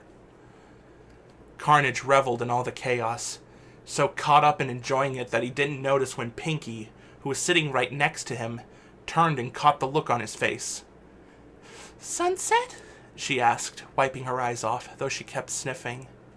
Are you smiling?" "What? Oh, no, I just..." Carnage fixed his expression into an upset one, glancing to see if any of the others had noticed, but most of them were still crying and holding each other, not paying attention to him. I just can't believe this happened." He tapped into Sunset's misery and allowed himself to cry just like she would, and Pinky wrapped him into a hug. He grunted, Sunset's unconscious empathy magic letting him feel how upset the other was, and the sadness was almost unbearable. It was annoying enough feeling that from one person. He blocked off the magic and then pulled back from the hug before Sunset got any ideas. "Hey, where are you going?" Pinky asked as Carnage got up. "I can't be here right now," he replied. He saw the other elements looking at him curiously now, so he covered his face and pretended to sob as he ran the other way. "I just can't!" He had to admit it was pretty easy making himself sound hysterical. No one stopped him, only offering him sympathetic looks as he fled the building. Once away from everyone, he slowed and began laughing, looking up at the sky while he wiped the tears from out of his eyes. Gullible fools. They have no idea what awaits all of them, he said smugly. He was beginning to consider going back to the dorm when all of Sunset's friends came outside too, quickly seeing him and jogging over. "Hey, we're here for you," Rainbow said, wrapping an arm around him. He instinctively tensed, but she didn't let go, holding him closer. He hated the feeling of her tears as she leaned against him. We all need to be here for each other," Rarity said, hiccuping and occasionally blowing her nose between sobs. Her makeup was beginning to run down her cheeks. She reached out a hand, too, patting Carnage's shoulder. He groaned as they all began offering him words of comfort, holding his hands or hugging him, and he hissed a warning to Sunset to not try her earlier trick with the memories again. She assured him she wouldn't. She didn't want to make the others suffer like Twi had. "I just can't believe that awful monster got to her," Pinky said, gulping as she struggled to get her words out. "She was so sweet and strong. She didn't deserve to die. No one deserves to die to a beast like that. Not even bad people." It's a lot to take in," Applejack said, choking up too. "Yesterday, she was with us. Now that she's She's gone. She sighed and sank onto the ground, covering her face. God, why? Poor Twilight didn't deserve to be taken from us so soon. Carnage was disgusted with how weak they were all being. He could just snap them all up right now if he wanted to. Their attachment to their friend had rendered them powerless in the face of her demise. He watched as the others moved to sit with Applejack on the ground, holding each other as they shared in their sorrow. He turned to leave, not wanting to be around this pitiful display any longer. "Where are you going?" Rainbow asked. Carnage glanced over his shoulder and saw that, despite their misery, they were also casting him unsure, worried looks. He didn't really care to keep acting sad about this, so he just shortly said, "I need to be alone. I'll talk to you all later." "I know it's been hard, but please don't isolate yourself," Rarity said, getting up and running over to grip his shoulder. "We can all get through this together, so please." Losing his temper, Carnage tossed her hand off and yelled, "I don't want to deal with any of you right now." He snorted at their shocked expressions and ran back toward the dorm. None of them followed. Good. "Oh, you really screwed up," Sunset said once Carnage was back in the room and locking the door. What do you mean? He replied. "Me yelling at them and running away after something like that? When I would usually be sitting there crying along with the rest of them? You definitely made them suspicious." Who cares? Your best friend died. Any odd behavior can be excused as you just being in grief and lashing out. And that's what I'll tell them if they pry. It's all just you being emotional and needing space while dealing with the loss of the woman you loved. Sunset's phone buzzed, and Carnage yanked it out. Sure, it would be one of those friends he just left behind. Sure enough, it was Pinky. "Take your time," she had written. "We're all here for you if you need us." Though Carnage scoffed, seeing that warmed Sunset's heart. They cared about her so much. She had to escape Carnage's grasp for their sake. She couldn't stand the thought of losing them too. But there was no way he would allow her to try that empathy magic trick again. She had to think of something else, and fast. As much as she wanted to just sink deeper into despair and accept what has happened to her, she refused to give up hope. It wasn't what Twy would want her to do, or any of them. They all would expect her to work to save them. She just hoped she could. Chapter 22. Requesting Help. "So you're absolutely sure Sunset's not going to barge in on us?" Applejack said as she stood guard looking toward the stairwell leading up to this floor. "Totally sure. She's going to be in class for 30 more minutes," Rainbow replied as she worked carefully with her lock-picking tools. "And she has another class after that. I doubt she'll come here." On her other side, watching the other end of the hall, Pinky said, "I think we're being a little silly. Sure, Sunset hasn't been herself lately, but what happened probably really messed her up." She lowered her voice, trying not to cry as she thought about it. "You know how close she was to Twilight. She must really be hurting, and maybe she's avoiding us because she doesn't want to lash out again." "You told us the way she looked after Dean Pillar gave us the news," Rainbow replied. "You said she was smiling." Maybe I was wrong. I mean, I was crying, and some people actually do smile when they're sad. And she did start crying too, so maybe, I don't know, she could have been in shock." There was a click, and Rainbow got the door open. "Success! Alright, quickly, come on." She led the way in, and the other two quickly went in with her, closing the door behind them. They left the lights in the dorm off, as the sunlight coming in through the window across from them was enough to see by, though Rainbow did turn on her phone's light to peer into shadowy areas. "But the way she yelled at us out there," Applejack whispered, "that just ain't like her. I don't know how to explain it, but there was this look in her eyes. She looked at us like she hated us. And you've seen how moody she's been since avoiding us. And I heard her grades have been getting worse." "She's in mourning!" Pinky exclaimed. "We all are. It's only been a couple weeks.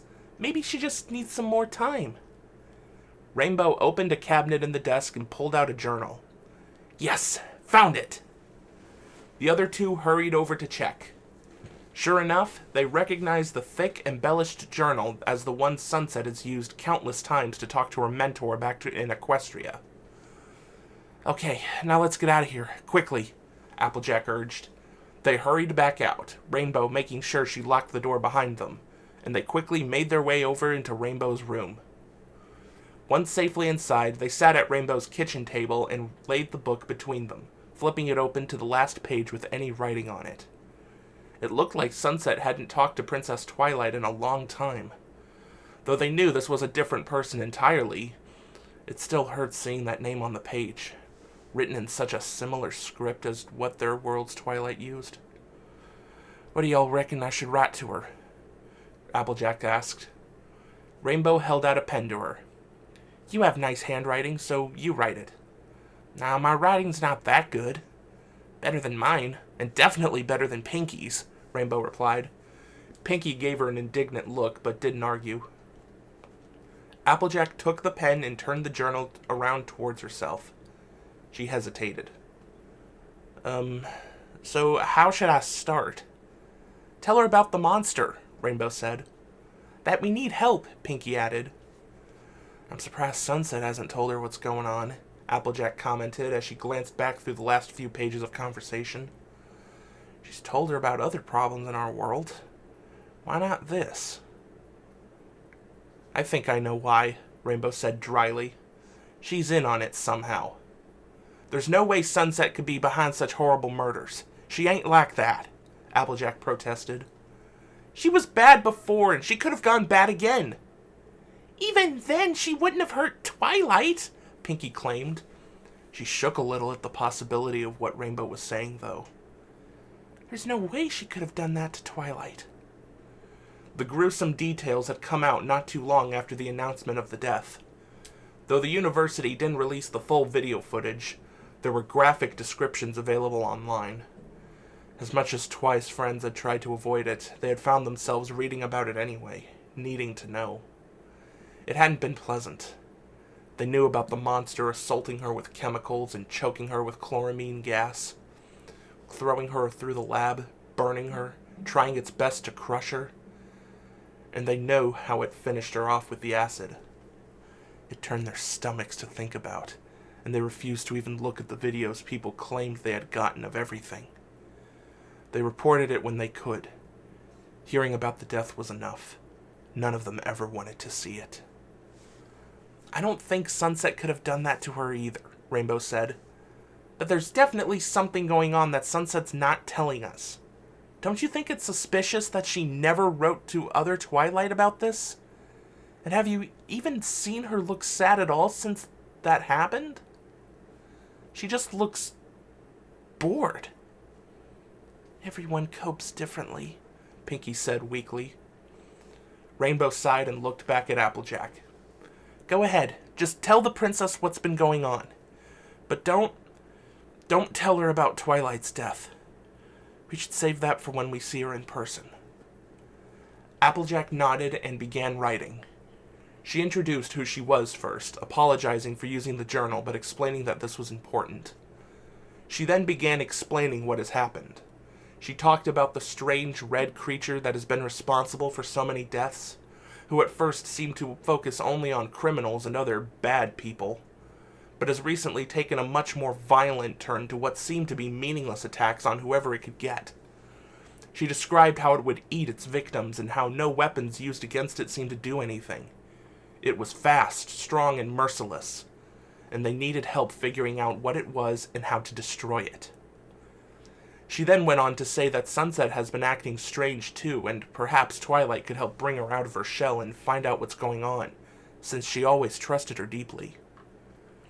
With all that written, Applejack set down the pen and they waited for an answer.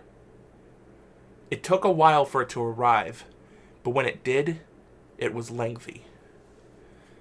Thank you for writing to me about this. It sounds like a very bad situation, and I'm shocked it has gone on for so long without Sunset telling me about it. That is very unlike her, and I'm not sure what reason she could have for keeping it to herself. If I had known, I would have come to help you all much, much sooner. Going off of the description, it sounds to me like you may in fact be dealing with a Clintar, or a symbiote. It's an alien species that survives on other worlds by bonding with a native, and they are able to benefit their host in many ways, improving their reflexes, making them stronger, more resistant to disease and injury, often even enhancing their senses themselves. These creatures are very, very difficult to harm or kill. And if it is a red one, I believe I know exactly which one it is, though I will have to cross over to your world to make sure. I know this all must sound very confusing, but trust me, I will explain it to all of you in person once I arrive. I know many of you are in college right now, so I will come over at about 4 p.m. so you can all meet with me. You'll find me at my usual place, in front of the statue at Canterlot High. If the creature is what I suspect, I will be able to handle it. I will also speak to Sunset and see if she's okay. See you all soon. With care, Twilight Sparkle. Applejack waited for the other two to finish reading, and then said, "An alien? Well, how do you like that?" "I don't like it at all." "So it's something that bonds with a person." "Not sure what exactly she means, but that thing could be connected to Sunset," Rainbow said. "I'm telling you guys, Sunset is innocent," Pinkie declared. "I'm sure she's just been super stressed. Final exams are almost here, and then this tragedy happened. I don't blame her for being off. I think we should just keep giving her space." "Either way, we definitely need Princess Twilight's help," Rainbow said. "Without our Twilight, well..." She sighed, looking away as her eyes watered. "I don't think we'll be able to deal with that monster." The other two moved over to hug her as she broke into silent tears, and after a few moments, she grew frustrated and tried to wipe them away, but they just kept coming. "I'm sorry, it still gets to me." "Shh, it's okay, we're all still hurting," Pinkie said gently, nuzzling into her neck. "Yeah, I still cry too, all the time. Oh, darn it." Applejack rubbed a fist against one of her eyes, letting out a dry chuckle. "You went and got me crying now." After about a minute of just holding each other, exchanging gentle words of comfort and reassurance, they were able to separate and get back to business.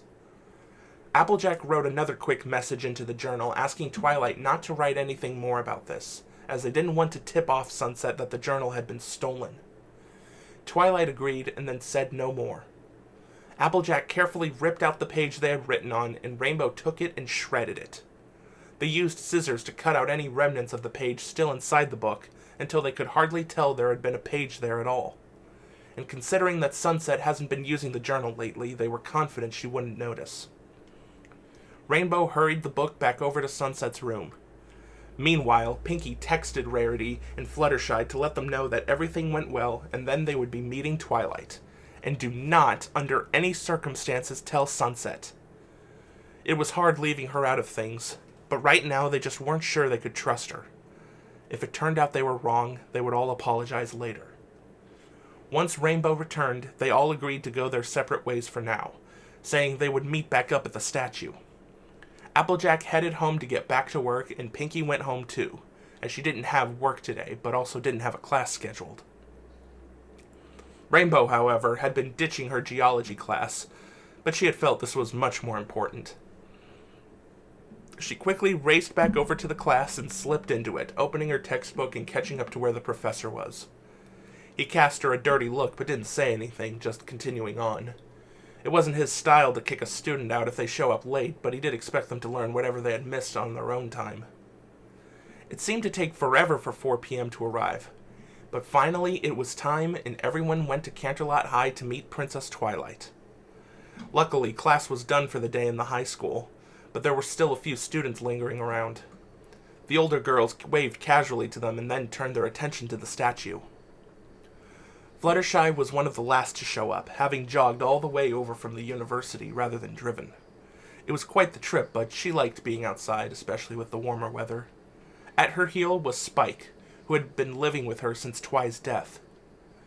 Oh good, she's not here yet, Fluttershy said as she stopped near the statue, panting a bit. Not yet. Rainbow knelt down to hold out a hand to Spike, rubbing under his ear. Hey, how have you been? Oh, you know, he said, smiling, but it didn't reach his eyes.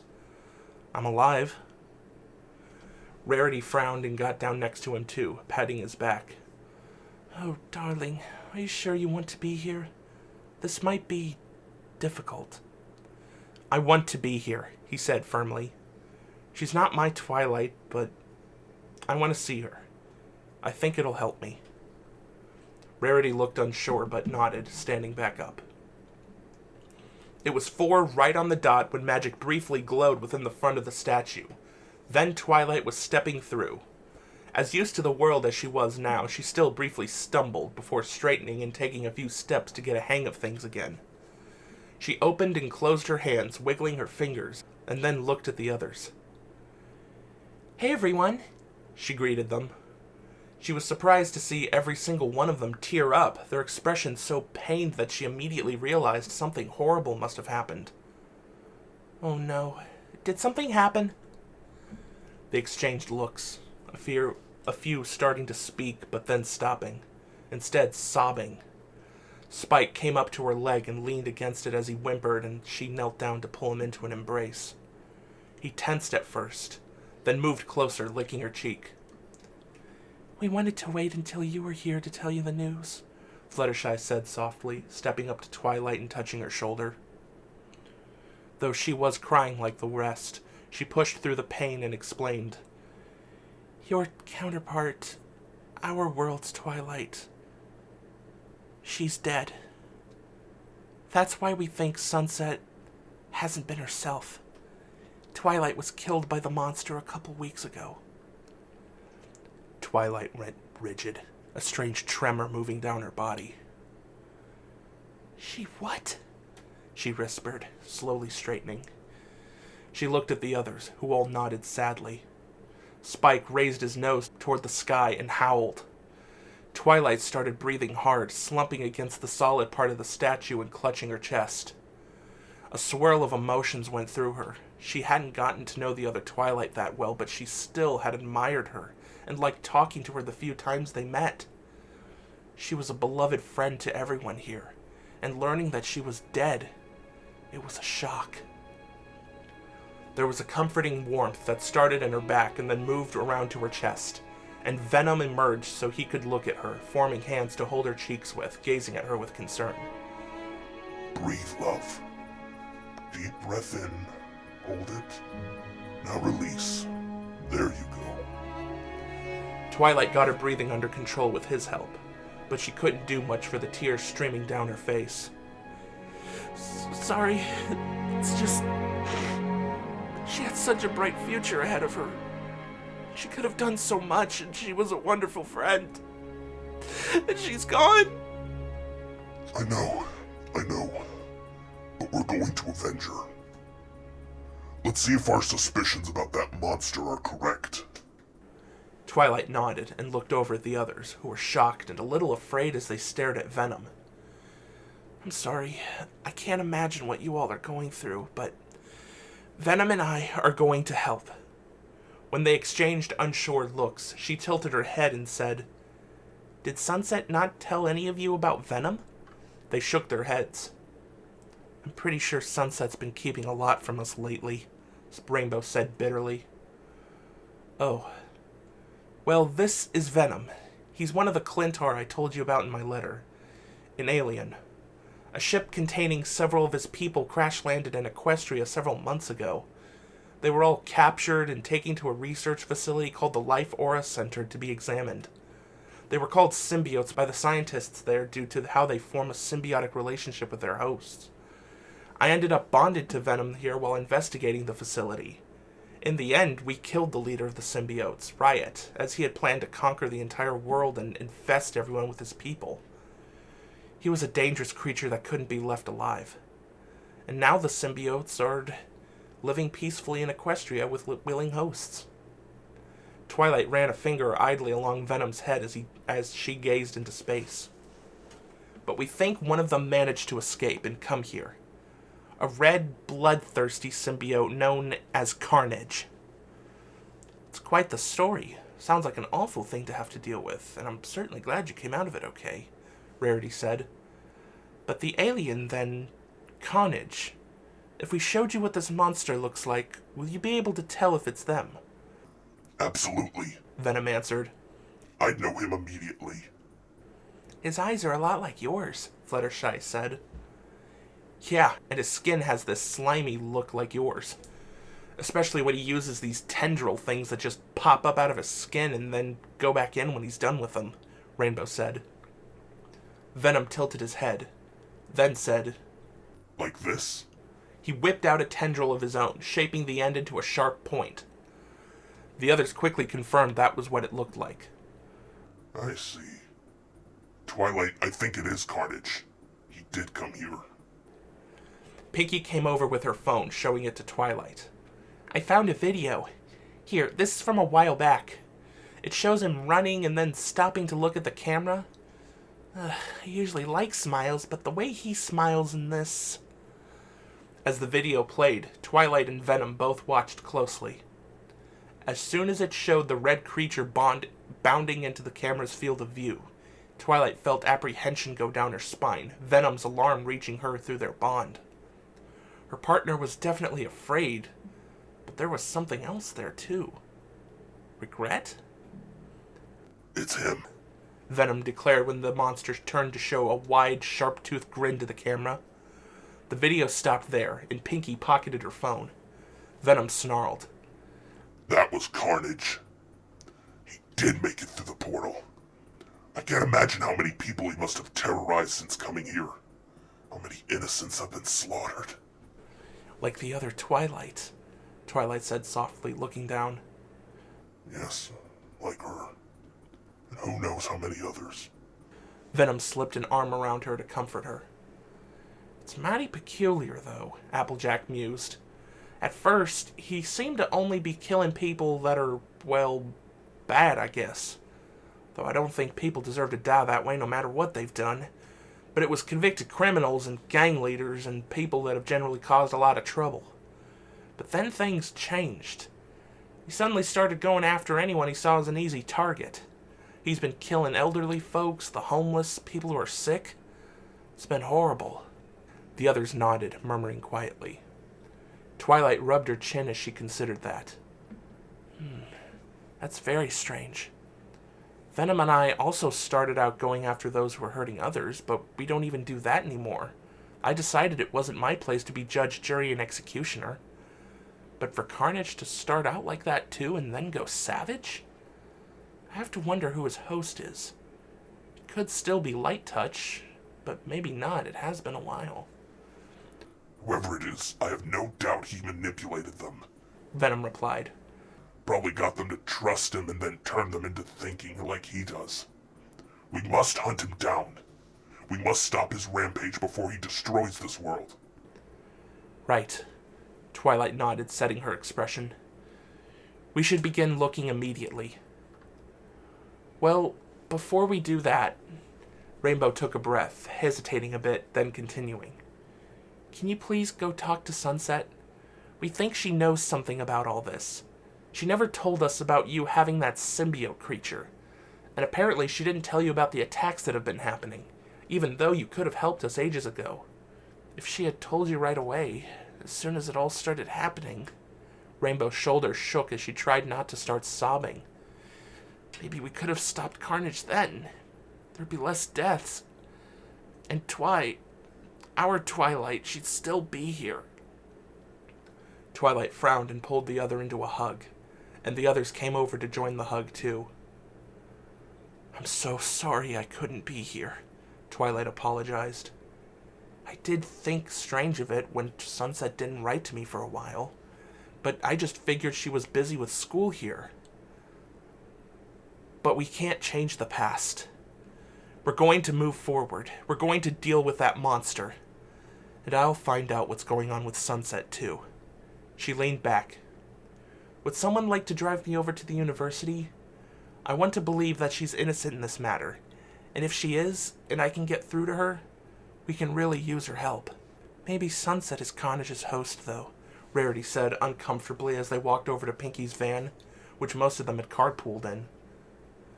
Even if that guy is a killer, Sunset would never let herself become a monster, Pinky said, starting the van.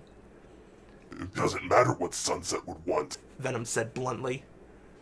Carnage, all of us really are really good at manipulating our hosts into behaving how we want them to. We can twist their minds, destroy their sense of morality, drive them insane. I would never do it, but it was Riot's way of going about things. And Carnage wouldn't let a host hold him back from what he likes best. He would have told Sunset anything to get her to agree. And failing agreement, she would just use her body as his puppet anyway. So don't rule out the possibility that she is under his control. The mood in the van was very subdued for the rest of the ride. Twilight's mind was racing as she considered what she would do if Sunset was responsible for all this. And then there was that strange feeling she was getting from Venom. A sort of twisting sensation whenever she thought about Carnage. She tried to get him to open up about it. Was there something he knew about Carnage that he wasn't telling her? No, he replied shortly.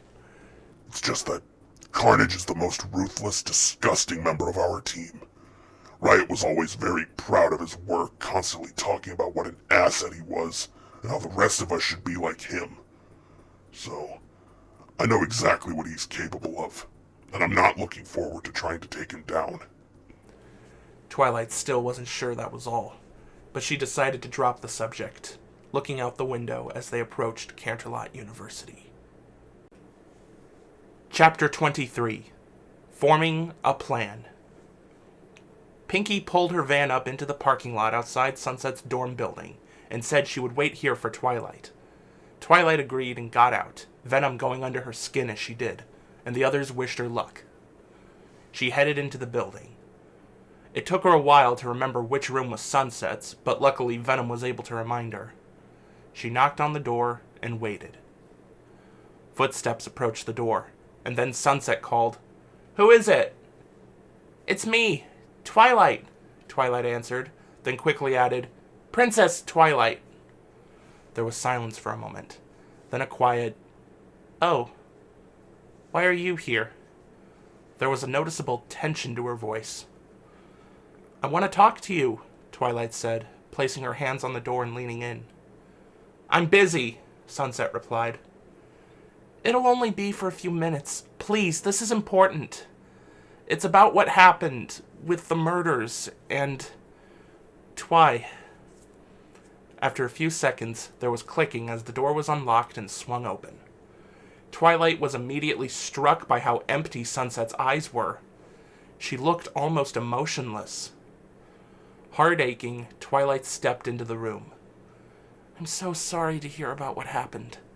I know how close you two were, and for her to be taken in such a horrible way." "No point being upset over it," Sunset said dismissively, turning and walking back toward the couch. "It happened." Twilight frowned. That wasn't the response she was expecting. She wanted to consult Venom for his opinion, but he had suddenly gone silent, and almost seemed to retreat from her mind, the way he did when he became caught up in his own thoughts. She didn't like that. "Sunset," she said, following her to the couch and sitting next to her. "Do you want to talk about it? Bottling up your feelings isn't healthy. It's okay to grieve. It's healthy." "I'm fine!" Sunset snapped. "You all keep trying to get me to open up, but I don't need that. I can take care of myself." Twilight was taken aback. This wasn't at all like the Sunset she knew. The others were right, there was seriously something going on with her. "We're just concerned about you. We're your friends, so we want to help you. You haven't talked to me in months, even with everything that's been going on. Sunset, please." She moved closer, taking Sunset's hands, willing her to understand how worried she was. "Talk to me. Don't you care about Twi's death?" A dark feeling swept through Twilight as Sunset growled, flinging her hands away and jumping to her feet, showing her teeth as she snarled. "You want me to open up? Of course I care that my best friend died. But I don't want to feel anything. I don't want to think about it, but the only way I can deal with it is to block off the pain. And if I block off every other feeling too, then fine. I don't want to think about what happened. It hurts too much. So go away and stop talking to me about it. Twilight's eyes widened at the outburst. Sunset's voice had taken on a very sinister quality as she ranted. And before she could reply, Venom was suddenly screaming in her mind, Back away! Back away and get the hell out! Startled but compelled by the urgency, Twilight stumbled to her feet and backed away. Sunset advanced toward her, fists clenched, her eyes narrow and hateful. I'm sorry, Twilight stammered, continuing to move away. I just wanted to check in on you. Look, I'll leave you alone. Just please keep in touch. We could really use your help against that monster. Because it's not just a monster. It's one of the symbiotes I told you about before. We think it's... I don't care! Sunset pushed her the rest of the way out, and Twilight stumbled and landed on her back, shocked at the strength behind that shove. The door slammed and locked. Heart pounding, Twilight scrambled up and ran back downstairs, feeling Venom shifting and winding with tension below her skin. As soon as she was jumping into Pinky's van, Venom shot up out of her body and shouted, That was him! This was met with stunned responses, and Twilight understood what Venom meant immediately. Carnage is bonded with Sunset? She demanded. The others gasped as Venom confirmed it. Light touch must not have been a good match for him, Venom said. He abandoned him, likely killed him. Somehow made his way into Sunset. Usually it takes me a while to identify the presence of another symbiote within a host. But Carnage... I can always feel Carnage's presence. I knew immediately. Why is Carnage in particular so obvious to you? Twilight asked, feeling discomfort from her partner. Venom didn't answer right away, instead looking at the horrified faces of the others and muttering, We must begin thinking of a plan to deal with him immediately. No doubt he has grown powerful in his time here. Venom!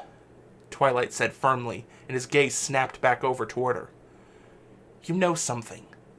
Look, we need as much information about Carnage as we can get. We've always been open with each other, haven't we? So why are you hiding this? Please, tell me.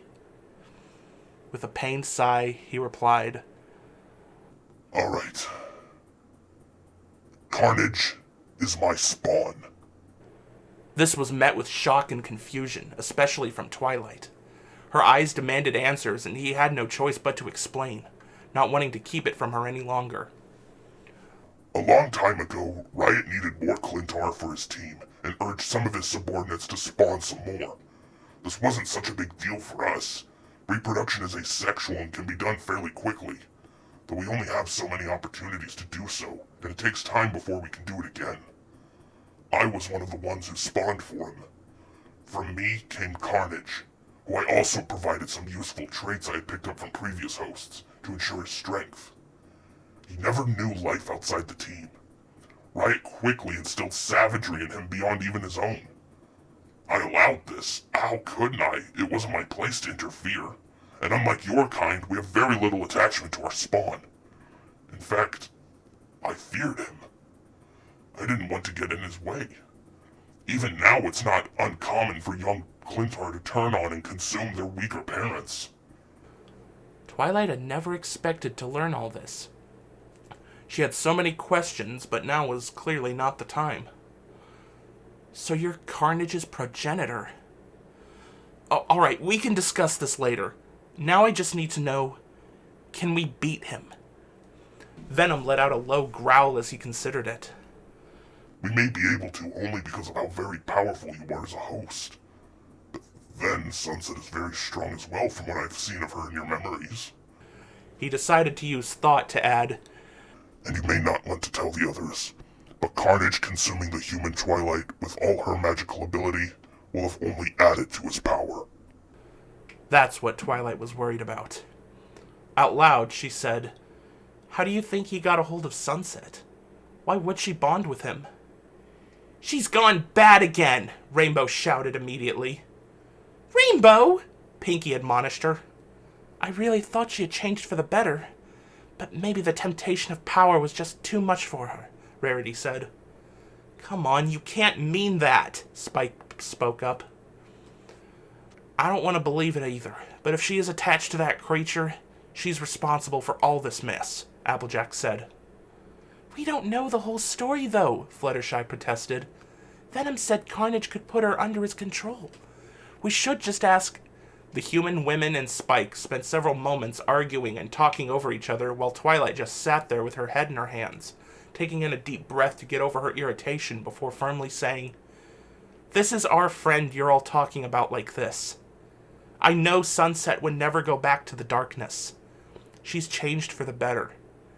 Yes, Carnage is bonded to her, and he's a murderous psychopath. But that's not who Sunset is. There's a very good chance that once Carnage came here, he found out about everything you guys have done with your magic, and picked one of you as a target because he wanted a strong host. And Sunset was who he went after. I don't know what he said to convince her, but it doesn't matter now. He's bonded to her, and with the way she just talked to me, I know now he's taken total control of her body, and she can't stop him. The others fell silent, exchanging guilty looks. Fluttershy softly asked, So you guys really can completely control someone? And not let them do anything? We can. Venom confirmed. Even if our host's will is strong, a stronger symbiote can still keep ourselves in charge. It's an awful thing to do to a host, though. It's traumatizing. We'll need to separate Carnage from her, but she may never be the same afterward. Twilight thought back to how traumatized Blazing Aura had been once he was freed. It made her shudder. Be that as it may, we have to rescue her. Let's not waste any time. We need to come up with a plan for getting Carnage out of her body so we can kill him without hurting her. You said you killed one of them before, Rainbow said. How did you do it? We didn't do it alone, Twilight replied. We had Celestia and another symbiote named Scorn to help us too. But we worked to wear Riot out until we were finally able to hold him still long enough to pull him from his host. The symbiotes have the ability to extract each other from their host, you see. We got them separated, and once Riot was alone, he was much more helpless. Symbiotes can't survive for long on alien worlds without a host. So with him separate from Blazing, Celestia used a powerful fire spell to pretty much burn him to death. What an awful way to go, Fluttershy said.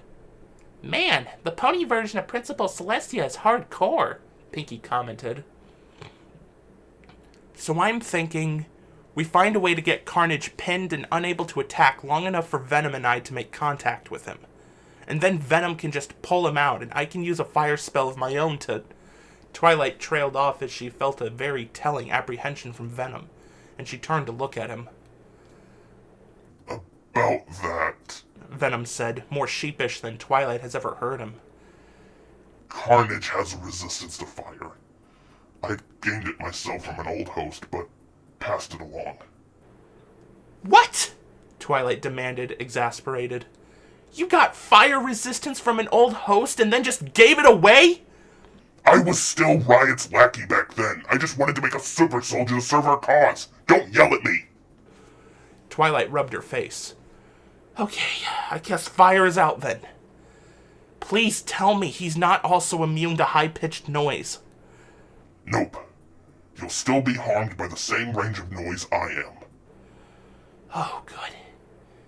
So we'll need a sonic-based weapon. I may be able to create a spell that'll hit him with a high enough frequency at such volume that he'll be completely incapacitated. Maybe he'll even be shaken right out of Sunset without us having to pull him out. But to use a spell like that, I'll likely have to lure him back over to Equestria.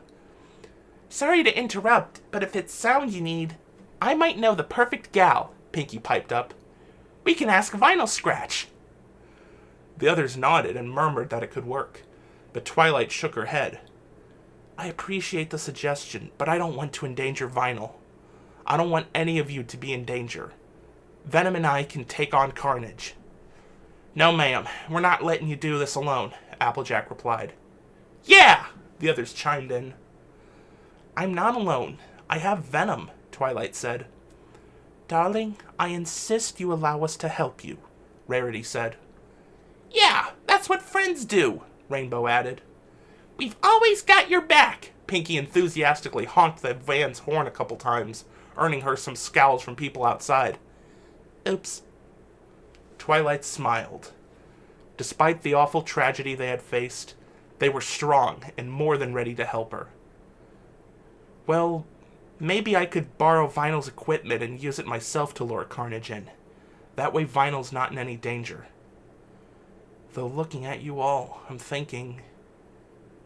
What if we instead use the elements of harmony, the way we defeated the Dazzlings? Could we do that without Sunset? Fluttershy asked. I'm not sure. Back in Equestria, Sunset isn't needed to use the elements, but things are different here. The magic manifested differently formed 7 elements instead of just 6. And I actually have a theory that the element of magic in my world split into both magic and empathy on this side, with Twi getting one and Sunset getting the other. But I think our bond is great enough that we can all use the magic without her. We're going to have to. Perhaps we can call upon the magic within her to help her break free and fight right alongside us. They agreed that it could work. After further discussion, they decided that they would combine the ideas. They would borrow sound equipment from Vinyl and use it to weaken Carnage and destabilize his grip on this host. At that point, Twilight and the others would use their magic to deal the finishing blow and rip Carnage right out of their friend. And when Carnage is out of Sunset, Spike asked, how will you kill him for good? Twilight chuckled. Don't worry. Venom and I know exactly what sort of death he deserves after everything he's done. Chapter 24. Taste the Rainbow. Carnage was deeply restless. His identity had been compromised, and it was only a matter of time before that princess tries to do something about it. Sunset could feel his anger and apprehension as he stalked back and forth inside the dorm room, occasionally throwing things, but mostly just growling and hissing to himself. Though it had been painful to look at Princess Twilight's face after what happened, Sunset was overjoyed to see that she had come. Her friends must have gotten into contact with her somehow and told her everything. Things would be good now. She would know how to fix this. That pony princess doesn't stand a chance against me, Carnage snapped. I now possess not only your magic, but the magic of this world's Twilight. To say nothing of all the power I've gained from the many, many humans I've feasted on. I am unstoppable. They have the magic of friendship on their side, Sunset replied. Enough with the magic of friendship bullshit. It won't be able to stop me either. Why did I put off killing the rest of those magical girls? Now that they've called for help, this is going to make things difficult. But no matter. I'll take care of them, and then nothing will stand in my way. Sunset felt crawling across their skin and grew alarmed. Hey, what are you doing?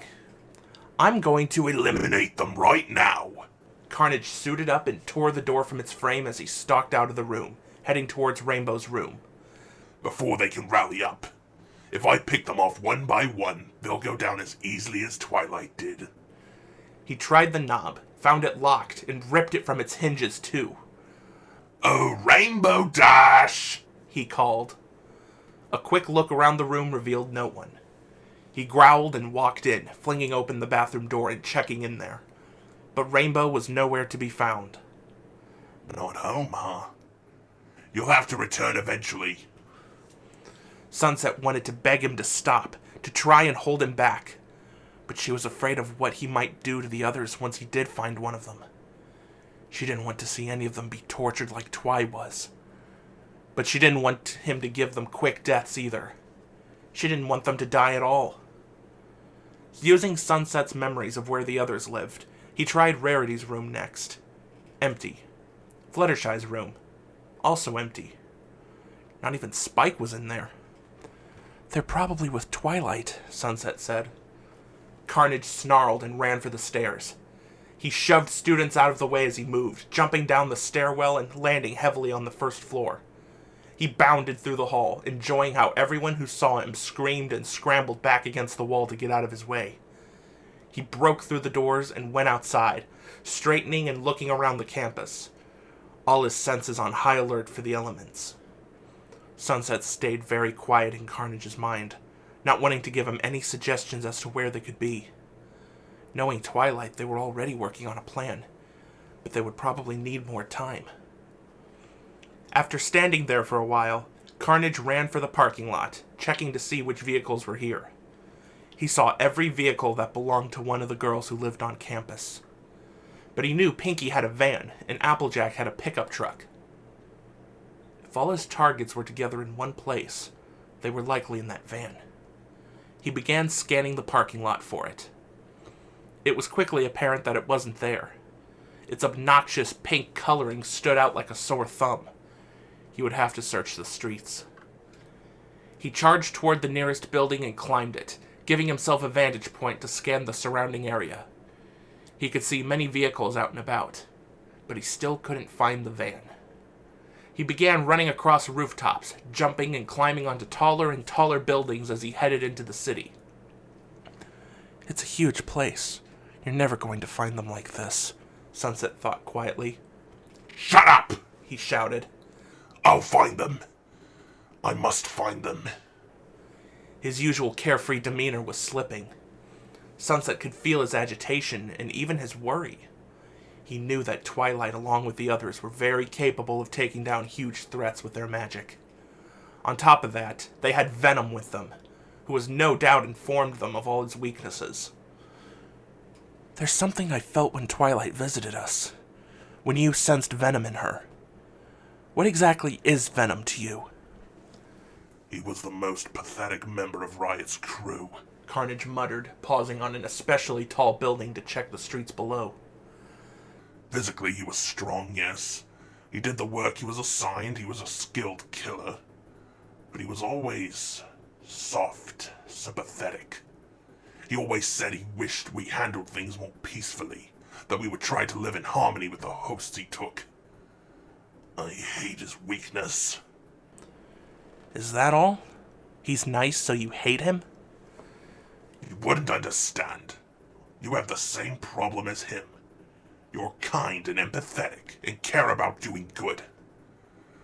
But there is one positive I can grant to his existence. Carnage kept traveling, leaping clear across the gap between this building and one on the other side of the street. He landed heavily, and his claws scraped a good way down before it caught himself.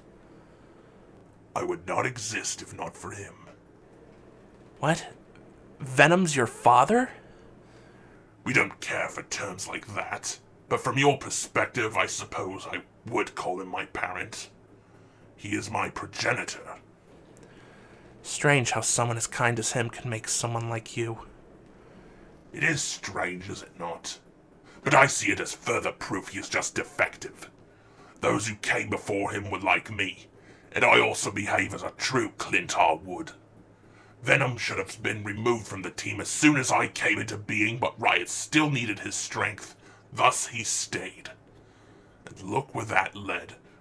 Riot dead, our squad disbanded, my old comrades living pathetic domestic lives within hosts who are no doubt forcing them to ignore their true calling. Once I deal with your friends here, I'm returning to Equestria. I'm going to liberate all of my old squad members. Once they see my power, they will join my side. And if any of them don't, well... He chuckled and snapped his jaws a few times. More fuel in the tank. Carnage spent nearly an hour exploring the city trying to track down Sunset's friends. He even swung by Pinky's place, but saw neither the van nor any of the elements. He was growing frustrated with the search, and Sunset was glad to feel him so upset. It was about time something didn't go his way. Then there was a buzz, as under Carnage's skin, Sunset's phone vibrated and its text alert rang out. Oh, perhaps one of your friends is feeling chatty. Carnage moved some of his skin aside and pulled the phone out to check it. It was an old group text that Carnage recognized as one that Sunset used to talk in, that included all 6 of the other elements. It clearly hasn't been touched since before Twi's death. But now there was a message from Pinky saying, "Don't you think he'd check AJ's place, though?" After several moments, during which a few texting icons showed up from the other members, and then disappeared, Pinky added, "Oops, wrong chat." No one else said anything, and she didn't either. "Pinky!" Sunset cried. Interesting, Carnage said. though it could be a trap. He went through Sunset's memories and saw repeated instances of Pinky including the wrong people on group messages and generally being clumsy with her texting. Or perhaps the pink one has just made a fatal mistake. No, oh, she's definitely trying to lure you into a trap at Applejack's place. Please don't go there, Sunset pleaded. This city is so large that I hadn't even thought about the farm. But of course, plenty of places to hide there. Or set up a trap. I won't allow them to get that far. They've probably already put one together for you. You're walking into your own death if you go there. Ha! It's hardly been an hour since the princess and my useless progenitor came here. There's nothing her and her friends could have put together in that time that's any real threat to me. This is Twilight Sparkle we're talking about. She's brilliant. And like you said, she knows your weaknesses because she has venom. They've got something ready. He was still for a bit as he considered. If he kept waiting and tried to ambush them later, they could really have something prepared for him. But today, they may have just revealed their location while unprepared, and he could destroy them right now. Finally, he said, I will scope out the farm. I'll avoid any traps that they may have laid. If those wretched girls are all together, I will scatter them and deal with them one by one. I know they are strong together. Alone they won't stand a chance. With that, he raced across the city, using rooftops until he was out of the dense urban area and the buildings spread further apart, the city becoming a suburban sprawl. He leaped down to the ground and kept going, following a road that led out to the countryside. Everyone he passed was too scared to pursue. At his top speed, it wasn't long before even the neighborhoods were left behind, and he was passing fields of cows and various farms. Locating where Applejack lived was easy. Sweet Apple Acres had a big sign right next to the road that led to it, advertising that they sold apples during the harvest season, and buyers could pick right from the trees if they wanted. Carnage headed down that road. To herself, Sunset whispered that she hoped Twilight and the others did have something ready. She had to believe that the magic of friendship would prevail and save her from this nightmare. It has saved her before, and she knew it could save her again. With some thought, she could feel the magic from Twi's geode within her, as Carnage kept it embedded in a deep part of his biomass to draw energy from it. It was painful to think about how that geode got there, but every time she wanted to cry, it was like she could feel a warm comfort coming from that stone.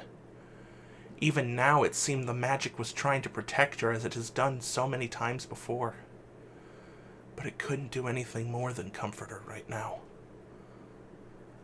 The farm soon came into view, with the acres of trees stretching off into the distance, a large farmhouse, and an even larger barn next to a grain silo. A pen of pigs oinked noisily, and there were some scattered chickens milling about.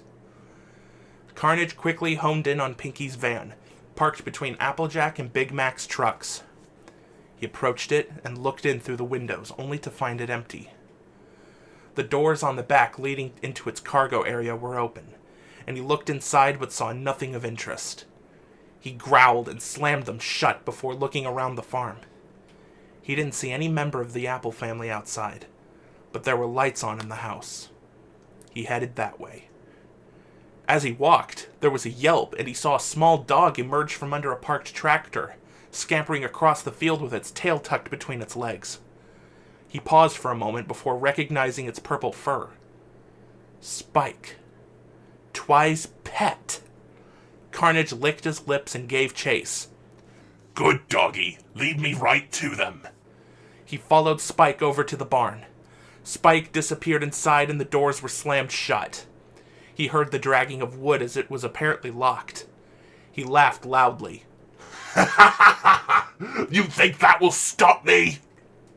One kick and the doors flew open, the wood splintering. On the other side of the barn, huddled in front of stacks of hay bales, were Twilight and her friends, looking terrified with no defenses in sight. Well then, perhaps he could just deal with them all at once. He grinned widely. Hello, girls. Twilight stretched her arms out, gathering the others close. Come here, stay close to me. You all know what we need to do.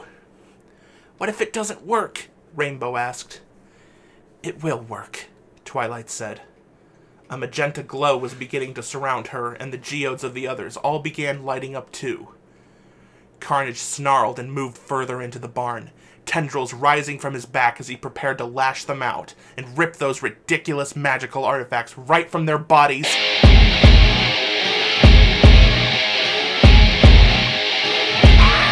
And then the world exploded into pain. He screamed as sound waves blasted him so loud and high in frequency that it felt like razors being driven into his every cell. He could hear his host scream in pain too, as her weak eardrums were assaulted even through his skin. His vision blanked out as he struggled to get away from the noise, but it seemed to come from everywhere, making his body quiver and begin losing its coherency as the agony overwhelmed him. But even through the torturous sound waves, he could hear Twilight's voice loud and confident. Now! He managed to regain his vision just in time to see a rainbow of light overtake the 6 women standing in front of him. It flowed across their joint hands, lifting them from the floor. And he saw pony ears sprout out from their heads, some of them growing wings on their backs. And he heard Sunset cry out with elation. There was a hot feel on every side. He could feel the magic of the daylight, fighting to emerge from their bodies toward the rest. He struggled against it, but the horrible noise took so much of his attention that he was no longer able to keep Sunset under his control. He jerked her body, trying to pull it with his, and he tightened his hold. No, he wasn't letting them win. He set his sights on the others, gathering up all his concentration as he planned to attack them. If he could take out just one, the magic would be broken. Just had to strike! Then the magic exploded out from the other 6, intense stripes of color crossing the distance between them in an instant and consuming him. It seemed to saturate his every cell, wrapping around him, immobilizing him even more completely than the noise had. Everything grew quiet, and he realized the noise had stopped. But as the pain faded, it was replaced by the searing pain of the energy that had seized him, holding him rigid while ripping at his molecules. Under his skin, Sunset was laughing. Tears were streaming down her face. It was hurting her too, but she was laughing with glee, pride sweeping through her, and he felt her magic combine with the magic of Twi's geode, joining the rest and causing their body to slowly lift from the floor too. No! You will not! You will not win! He screamed, trying to writhe, to get some control, any control of what was happening. But it was hopeless. He could feel his power being sapped away. Through hazy vision, he saw Twilight approach from out of the rest, her wings flapping serenely, and venom emerged from her, covering her body. As one, the 2 approached and set their claws on his head, digging them in. Carnage didn't even speak. So furious, he just screamed at them, promising them with every fiber of his being that he would destroy them painfully. Shut up! They growled in response, before tearing him right out of his host like a scab from a wound. The last thing Sunset heard from him was an anguished, enraged scream before his mind was gone from hers. The rainbow magic flowing around her set her down and faded away. Her knees immediately buckled, and she collapsed to the dusty floor. Sunset! The others called, footsteps rushing toward her. She was shaking as she tried to push herself up, her limbs slow to respond to her. It was strange suddenly having control given back to her. But then Pinky was kneeling down right next to her and gathering her close, pulling her head up onto her lap and stroking her hair. Don't rush to get up. It's okay. Just breathe, Pinky said. Sunset gulped and nodded, eyes watering as a deep relief and happiness swept through her. They did this for her. Looking past Pinky, she saw the others gather around too, their magic a bright aura around them, and she felt her magic linking to them. And then her eyes were drawn toward a purple strand that broke off from them and went to Carnage and Twilight. It was unsettling seeing Twilight with venom covering her, but she could see that the two were working in harmony as they used their magic to manipulate Carnage's sinewy red body, gathering it up into a ball as purple light glowed from within them. Then his skin convulsed, and out clattered the geode he had taken from Twi, which fell to the floor. Sunset gasped and pulled away from Pinky, trying to get to her feet, but tripping and hitting the floor instead. Groaning, she crawled over to the geode instead, pulling it to her chest and cradling it as she began to cry. "Come on, Sugar Cube, stay back from that monster," Applejack said quickly, helping her move away. She and the others sank to sit in a circle around Sunset, all holding her while Twilight and Venom stayed standing. The magic had mostly faded from everyone, but they stayed ponied up. Sunset could feel that her own pony ears had sprouted too, her geode thrumming as she held Twi's close to it. Twilight and Venom had formed a tight sphere of purple and magenta magic around Carnage. Though he thrashed and lashed sharp tendrils against it, he couldn't break it. "What's she..." Sunset's mouth was dry, and she stumbled over her words, getting used to speaking again. What are they doing with him?" "I'm not sure, darling," Rarity said. Sunset slowly looked around, curious about where that noise had come from that had incapacitated Carnage, and saw two large speakers hidden back against the walls on either side of them. Spike sat next to one of them, holding a remote in his teeth. "The speakers... That was brilliant." "It was Pinky's idea," Applejack explained. "We borrowed them from Vinyl. Figured we'd hit you with those, get that red beast distracted, and then use the elements." "Sorry about having to hit you with the elements again," Rainbow apologized. "It can't be fun, but it was the only way." No, I'm glad you did. Thank you." "When you used them, I could feel the magic within me answer. It gave me strength. It told me that everything would be okay now." Sunset looked down at the purple necklace in her hand, heart aching. "Or as okay as it can be." She sniffed and covered her face. "I'm so sorry. I never should have let Carnage bond to me. But when we met, I didn't think he was that bad. I just wanted to help him. He needed a better host than the one he had, so I let him bond to me, and he took advantage of me.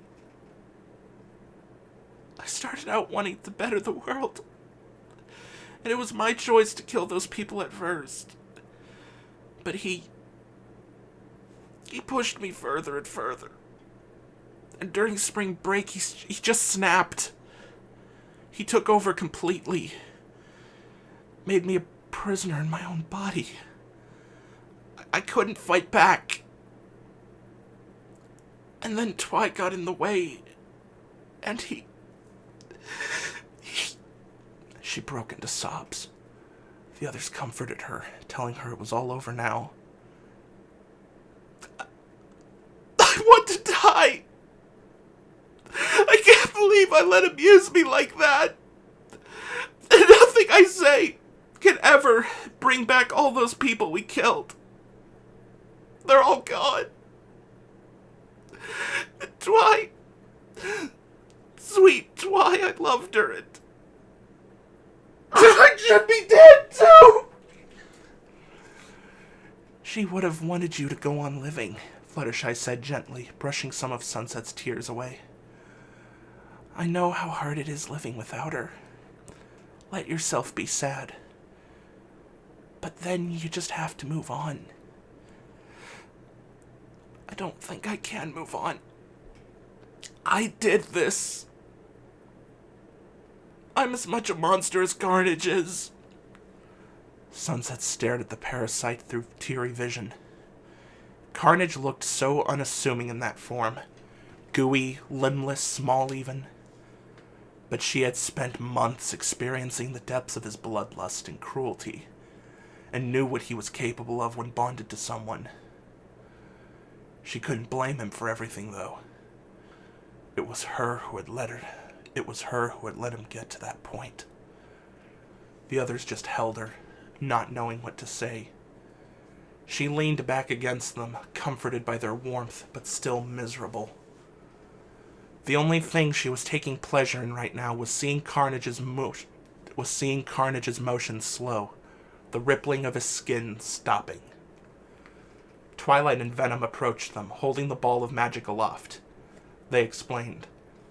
Without being able to kill him with fire, we decided a slow death by suffocation in Earth's air was what he deserved. He can't escape this cage, but we can allow it to fill with oxygen. It will only be a few more minutes, and it will be excruciating. The others nodded in understanding, and Sunset brushed her eyes off and leaned up, wanting to watch more closely. She moved her face close to the magic, whispering, "You deserve this. You deserve the slow, painful demise. You leech. You disgusting parasite!" Carnage didn't answer. Apparently he couldn't answer in that form, though he did slap a few tentacles against the magic in what seemed to be a burst of energy, before stilling again. It looked like his body was falling apart. Nobody spoke as they watched the alien deteriorate, skin pooling at the bottom of the ball like congealing blood. They weren't sure how to tell if he was dead yet, but they knew when Venom suddenly declared, "It's over." He pulled back from Twilight's body, uncovering her but keeping his head out, along with a strand of skin connecting to her back. Twilight nodded and released the magic. The ball disappeared and the body fell out, splatting pathetically onto the floor. It remained motionless, and Sunset let out a breath she hadn't realized she was holding. Just like that, it really was over. "So, are you gonna eat the remains?" Twilight casually asked Venom. "Might be useful to get your fire resistance back." He made a disgusted face. For once I found something even I don't want to eat. No, I'm not allowing him to become part of me again. Those traits aren't worth it to me. Bury him. Bury him right in the ground and forget him. Twilight nodded and used her magic to lift the body carefully back up, making sure she had gathered every bit of it. Then she said, "Sunset?" Sunset cleared her throat and looked at her. It was strange to think that powerful creature was now shriveled and dead in front of her like this. "Yeah? Where do you think we should bury him?" "Doesn't matter. I agree with Venom. I want wherever we put him to be forgotten. Even if I'll never be able to forget what he did to me, I at least don't want to ever think about where he ended up. So take him somewhere." Applejack stood. "I know a place. Come on, Twilight. I'll grab us a shovel and we'll take care of this." She led the way out and Spike jogged along at their heels. Everyone else stayed with Sunset. She sighed, slumping against her nearest friend, which happened to be Pinky. She could feel that the magic of their geodes had receded from all of them, their pony ears and wings disappearing, hair returning to normal. She felt drained. "So it's done." "Yeah," Pinky replied. Sunset slowly turned Twi's geode over in her fingers. "What should we do with this?" The others exchanged glances, and Rainbow said, "I think she'd want you to decide that." Sunset looked at it for a while longer, then came to a decision, slipping the necklace on. The geode rested right along hers, and she felt a pleasant sensation sweep through her. So tender and comforting it felt like she was being hugged. "I like to think that part of her is still right here, within this magic. and I think she wants to stay with me." The others smiled and hugged her. After a few moments, they got to their feet, helping Sunset stand. She was unsteady, but she was getting the hang of things again. The silence in her mind now that Carnage was gone was almost deafening. But she was glad to be rid of him. She felt weak, too, without his power, but firmly told herself that wasn't the kind of power worth having. Everything she ever needed has been within her the whole time. Her friends went to take down the speakers and carry them back to Pinky's van.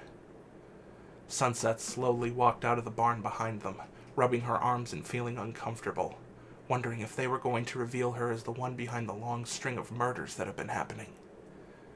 She almost wanted to go to prison for all of it. She didn't deserve to walk free. But as she saw Twilight, Applejack, and Spike walking back from somewhere behind the house, a dirty shovel across Applejack's shoulders, Sunset realized that they had no way to really prove it to the authorities. Carnage was buried, and her face had never shown up in any of the captured footage. As far as anyone else would know, the murders just stopped. The killer vanished off the face of the planet. Perhaps it was an alien all along and had simply left. The only reminder of its presence were all the ones who had died at its hands. All the broken families that would never be the same.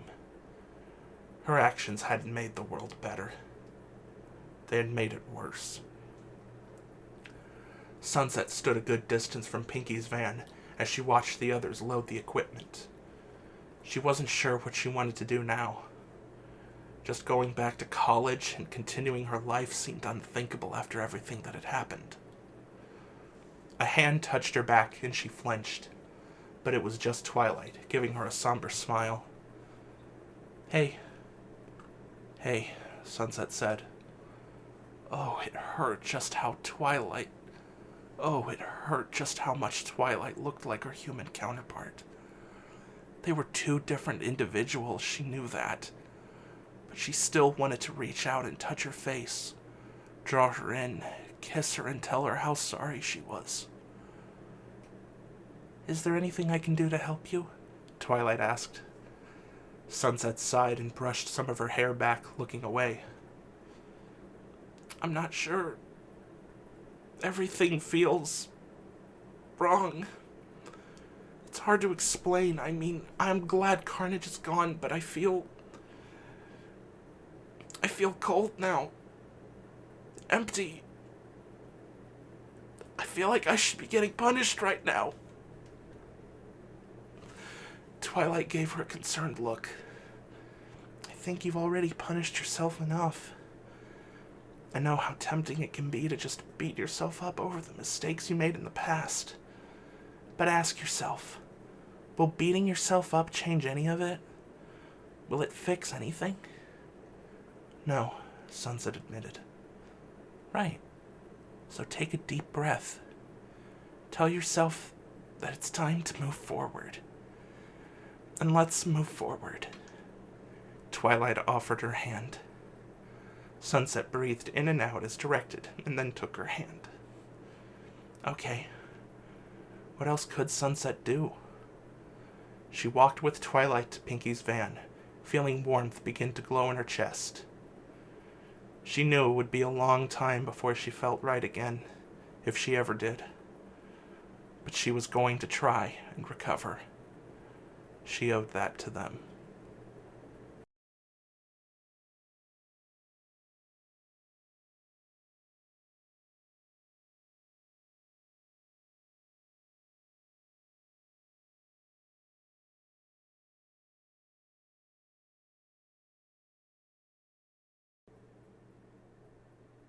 You're not giving up on college, are you? Twilight asked as Sunset finished loading the last of her stuff from her dorm room into Applejack's truck. Nah, not giving up, Sunset said. But this last semester was an absolute disaster, and I bombed a lot of my finals. My head really hasn't been in a good place since, So I think I just need a nice long vacation, and then I'll come back and give it another try in the fall. It's sad that you have to make up all those classes, Twilight said. Yeah, but it is what it is. I was doing pretty well up until, the end. Sunset wiped some sweat from her brow and sighed. Doing them over should be a breeze. She looked over to Applejack, who was lounging on the back bumper as she waited for Sunset to finish loading things. You sure you don't mind holding on to all my stuff for me? I don't mind at all, Applejack replied. She raised a brow as Apple Bloom skipped past her, waving a set of keys and in a great mood. Are you sure you don't mind my little sister driving your car while you're gone? I won't need it where I'm going, Sunset said with a shrug. Just make sure she's careful. Absolutely. I gave her lots of rules. How well she does with it determines if we get her a new car for herself or if she gets my old truck. I'll be good with it, don't worry, Apple Bloom called. Sunset giggled. The other was thrilled to be borrowing a sports car. Well, I think that's all. She pulled a backpack on. Everything I need for the trip is in here, so you can drive us over to Canterlot High now. Sure thing. Apple Bloom, take that car on home, Applejack said. And be careful. I will be. Apple Bloom hopped into the driver's seat and started the car, backing it out and heading off toward the highway. They heard her gun the engine as soon as it was out of view. What did I just tell that girl? Applejack shook her head as she went to get into the driver's seat of her truck. She's going to be getting an earful when I get home. Sunset took the front passenger seat and Twilight got into the back seat. Once they were buckled up, Applejack headed out.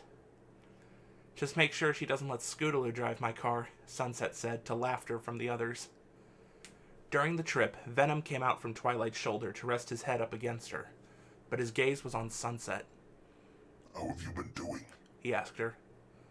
Oh? Good, she replied, glancing at him and then away. The way his skin looked and that rasp to his voice reminded her all too much of Carnage, and it was difficult looking at him without bad memories coming up. Good to hear. You know, Twilight has been thrilled to have you staying with us for the summer. Aw, has she been? Sunset asked, looking back now to flash Twilight a grin. Twilight blushed and sank back in her seat. It really has been a long time since we were able to hang out. On good terms. So I'm glad you decided to come stay with me. Yeah, I just wanted to get away from here for a while. Sunset looked outside and sighed. A lot has happened here. Being in Equestria will let me get away from all of it. Yes, but a lot of my friends over there have symbiotes too. Many might remind you of Carnage. You sure you're gonna be okay? Sure, I'll get used to it. In fact, I want to get used to seeing them. I know they're not all like him, and I want to meet some good ones. I don't want to be afraid just because of what they look like.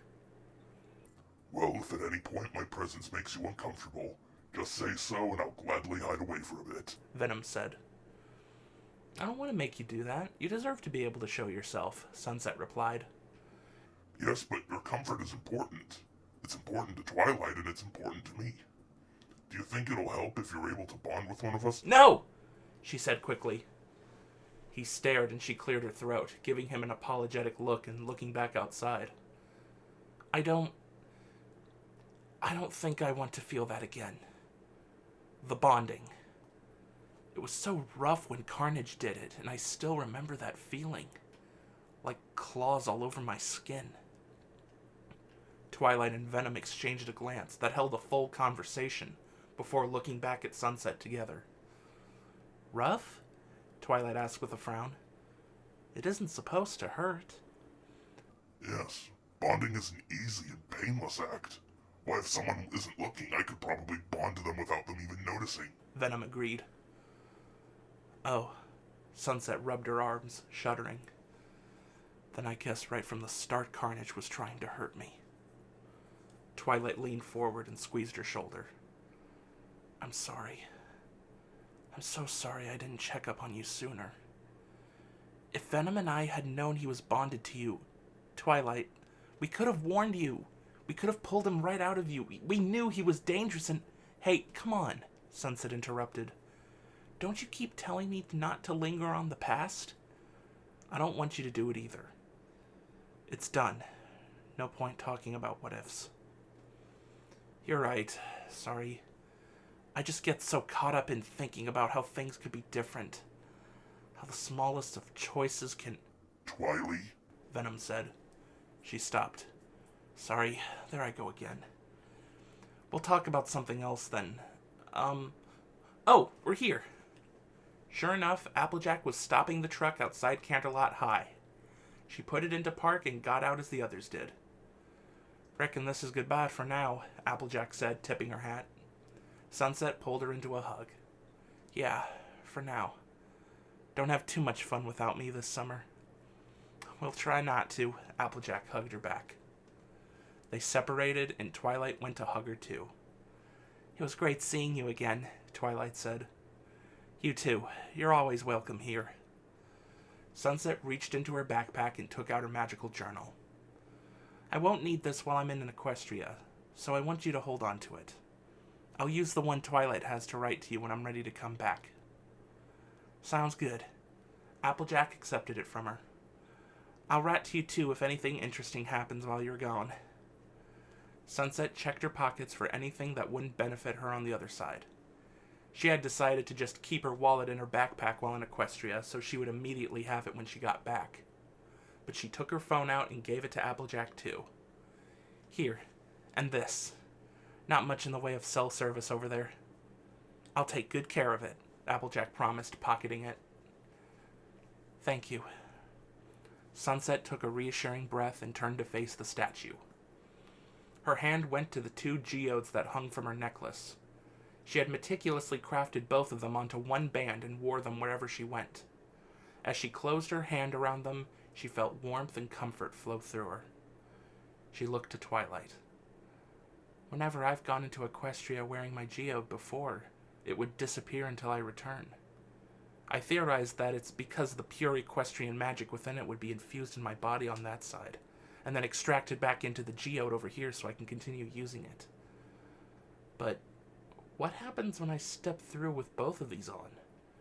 Will I have both my magic and hers? Twilight considered as she looked at the geodes. I can't say for certain. We'll just have to step through and find out. But you already have her magic within you now. Something tells me it will still be with you over there. Guess there's no point standing here wondering then. Let's go. Sunset gave Applejack a final nod, thanking her for everything she's done to help her in the past couple months, and asking her to pass the thanks along to all of their friends. Then she approached the portal, holding out her hands so they went through first, always worried that the surface would suddenly be solid. But the portal was active, and she passed through easily. She closed her eyes against the rush of motion associated with the travel between dimensions, and stepped out onto a cool crystal floor. Immediately, her back protested, and she went down onto all fours, giving her hooves a few taps against the floor and sighing. It was always interesting going back to being a pony for a while. She had grown up like this, but she had also gotten so used to moving about as a human did. She reflexively lifted a front hoof to her neck and found that the geodes had disappeared as she expected. But it was okay.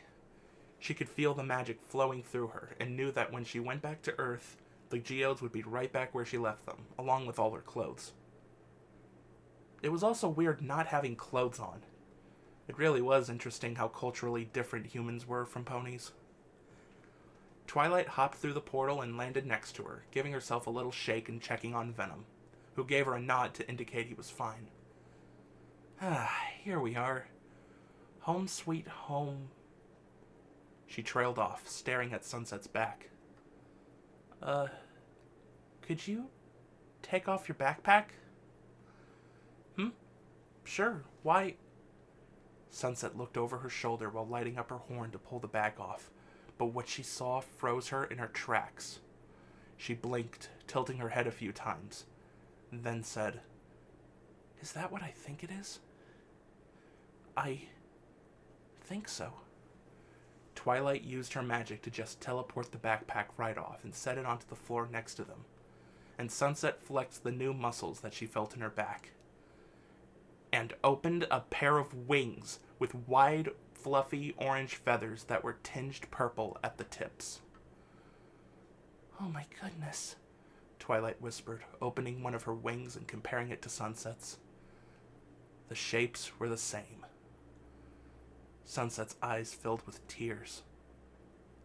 Twilight, is this her magic? Twilight thought for a while. Then she said, Years ago you brought magic into the world on the other side of the mirror portal when you took the element of magic there. When I came to retrieve it, the magic of all of the elements flowed into the world and bonded with our friends there. And when you and the others found those geodes, they served as a physical conduit for that magic, allowing greater control of your abilities, much like the elements here have the necklaces and crown that my friends and I have used several times. Twi's magic specifically was that of the element of magic. My element. She took Sunset's hooves. I believe that her magic has joined yours. You have also become a bearer of the element of magic.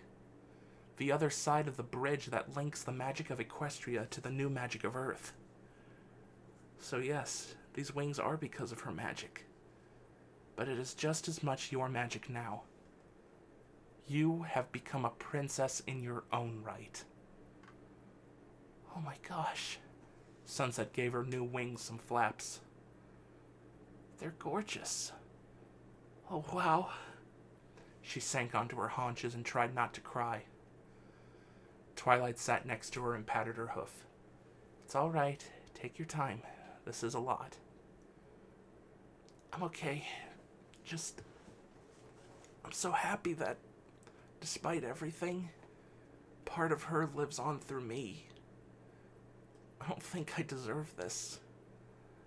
Her death was the direct result of my actions, but I am truly remorseful for it, and maybe this is her way of saying she forgives me? I think so. I'm not sure where she is now. No pony truly knows what happens after death. But I think she knows how sorry you are, and she wants you to be happy. These wings represent change and freedom. Use your new powers for good. And every time you do, think about how you're doing it for her. Right. Of course. Sunset stood, lifting her backpack with magic. She could see that the usual green color had swirls of magenta going through it now. She smiled and held the backpack next to her as Twilight led her through the castle. Venom leaned over to check out Sunset's new look and said, Are you going to tell Celestia about this? I probably should, Twilight said. How do you think she'll respond? Shock, and a lot of questions, most likely. You know, long ago I had begged that Celestia fulfill my potential and make me an alicorn like her, Sunset said. I was a very different person back then. I was furious when she said I wasn't ready to be a princess like her. I thought it was what I deserved. But I understand now why she said I wasn't ready. All I wanted was power. I didn't want to actually help anyone. But now I've learned what it means to be a good friend. I've learned about compassion. I've learned humility. I've learned power isn't in what you can do for yourself. It's what you can do for others. And I think if I told her all that I've learned, Sunset moved one of her wings around in front of her to give one of the primary feathers a stroke. She'll agree that I've earned these. I believe you've earned them too, Twilight said. I always knew you had greatness in you. You're going to do great things both here and back on Earth. Thank you. They headed up a couple floors, and Twilight took her to one of the guest rooms. Alright, my room is just right down the hall from here, and across from you is Starlight. If you need anything, don't hesitate to ask for either of us. Oh, Starlight! It'll be great seeing her again. I'm sure she'll love to see you too. She's here right now if you want to say hi. Yeah, one moment. Sunset opened the door to her room and tossed the backpack inside, landing it perfectly on the bed. She grinned and gave a little hop before turning to go over to Starlight's room, knocking on the door. Yeah? Starlight called. Guess who? Sunset replied.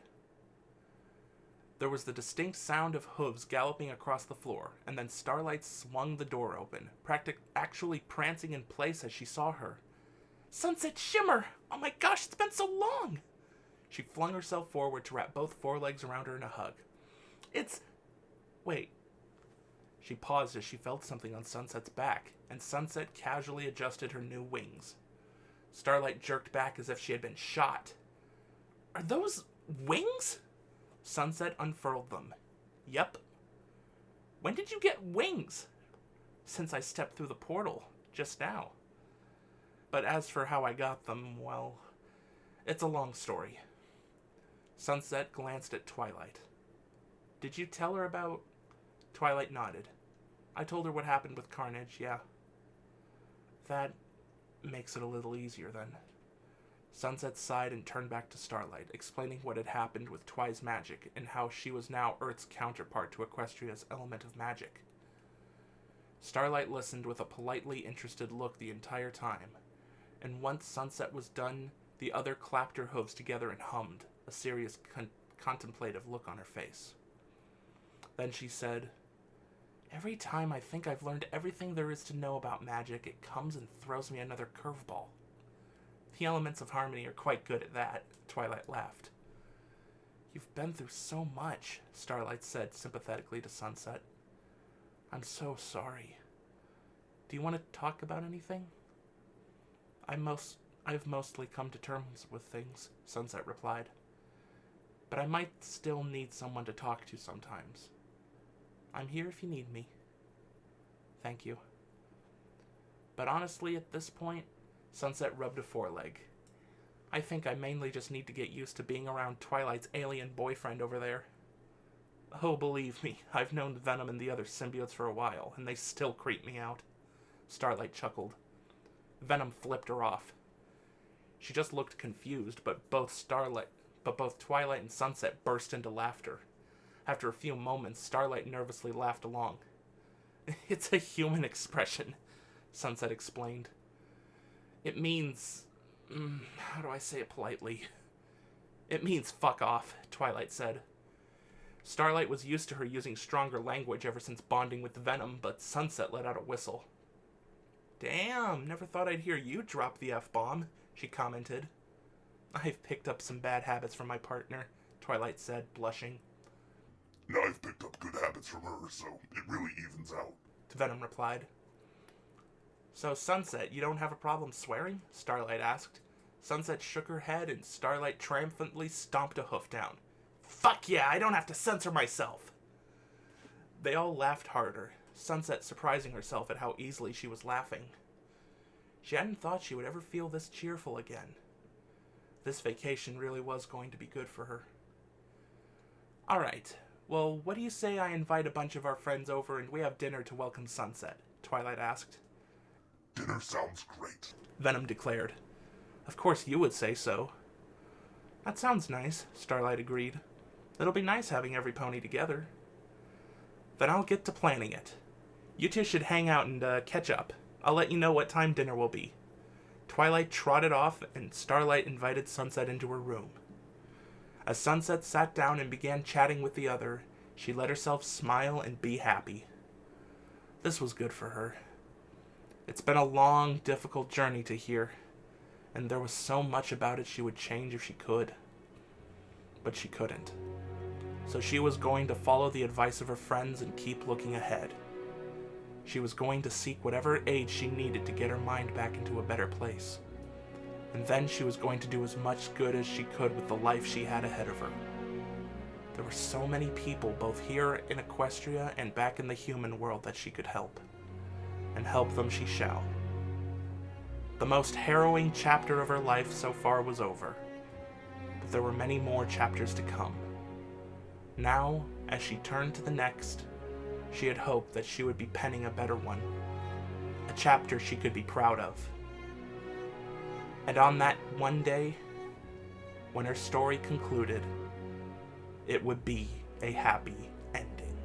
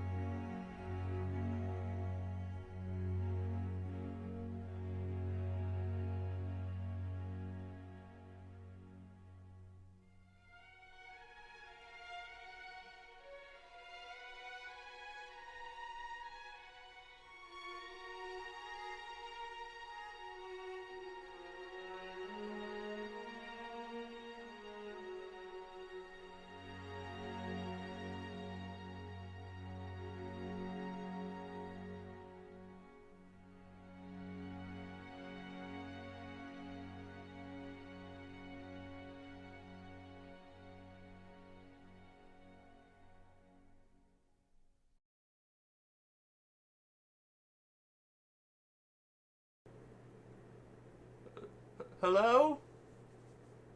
Is Carnage here yet? Did he make you suffer? It's just that I can't tell. I think my legs have atrophied, and I can't move off this bed. Did everyone just forget about me? I really have to pee.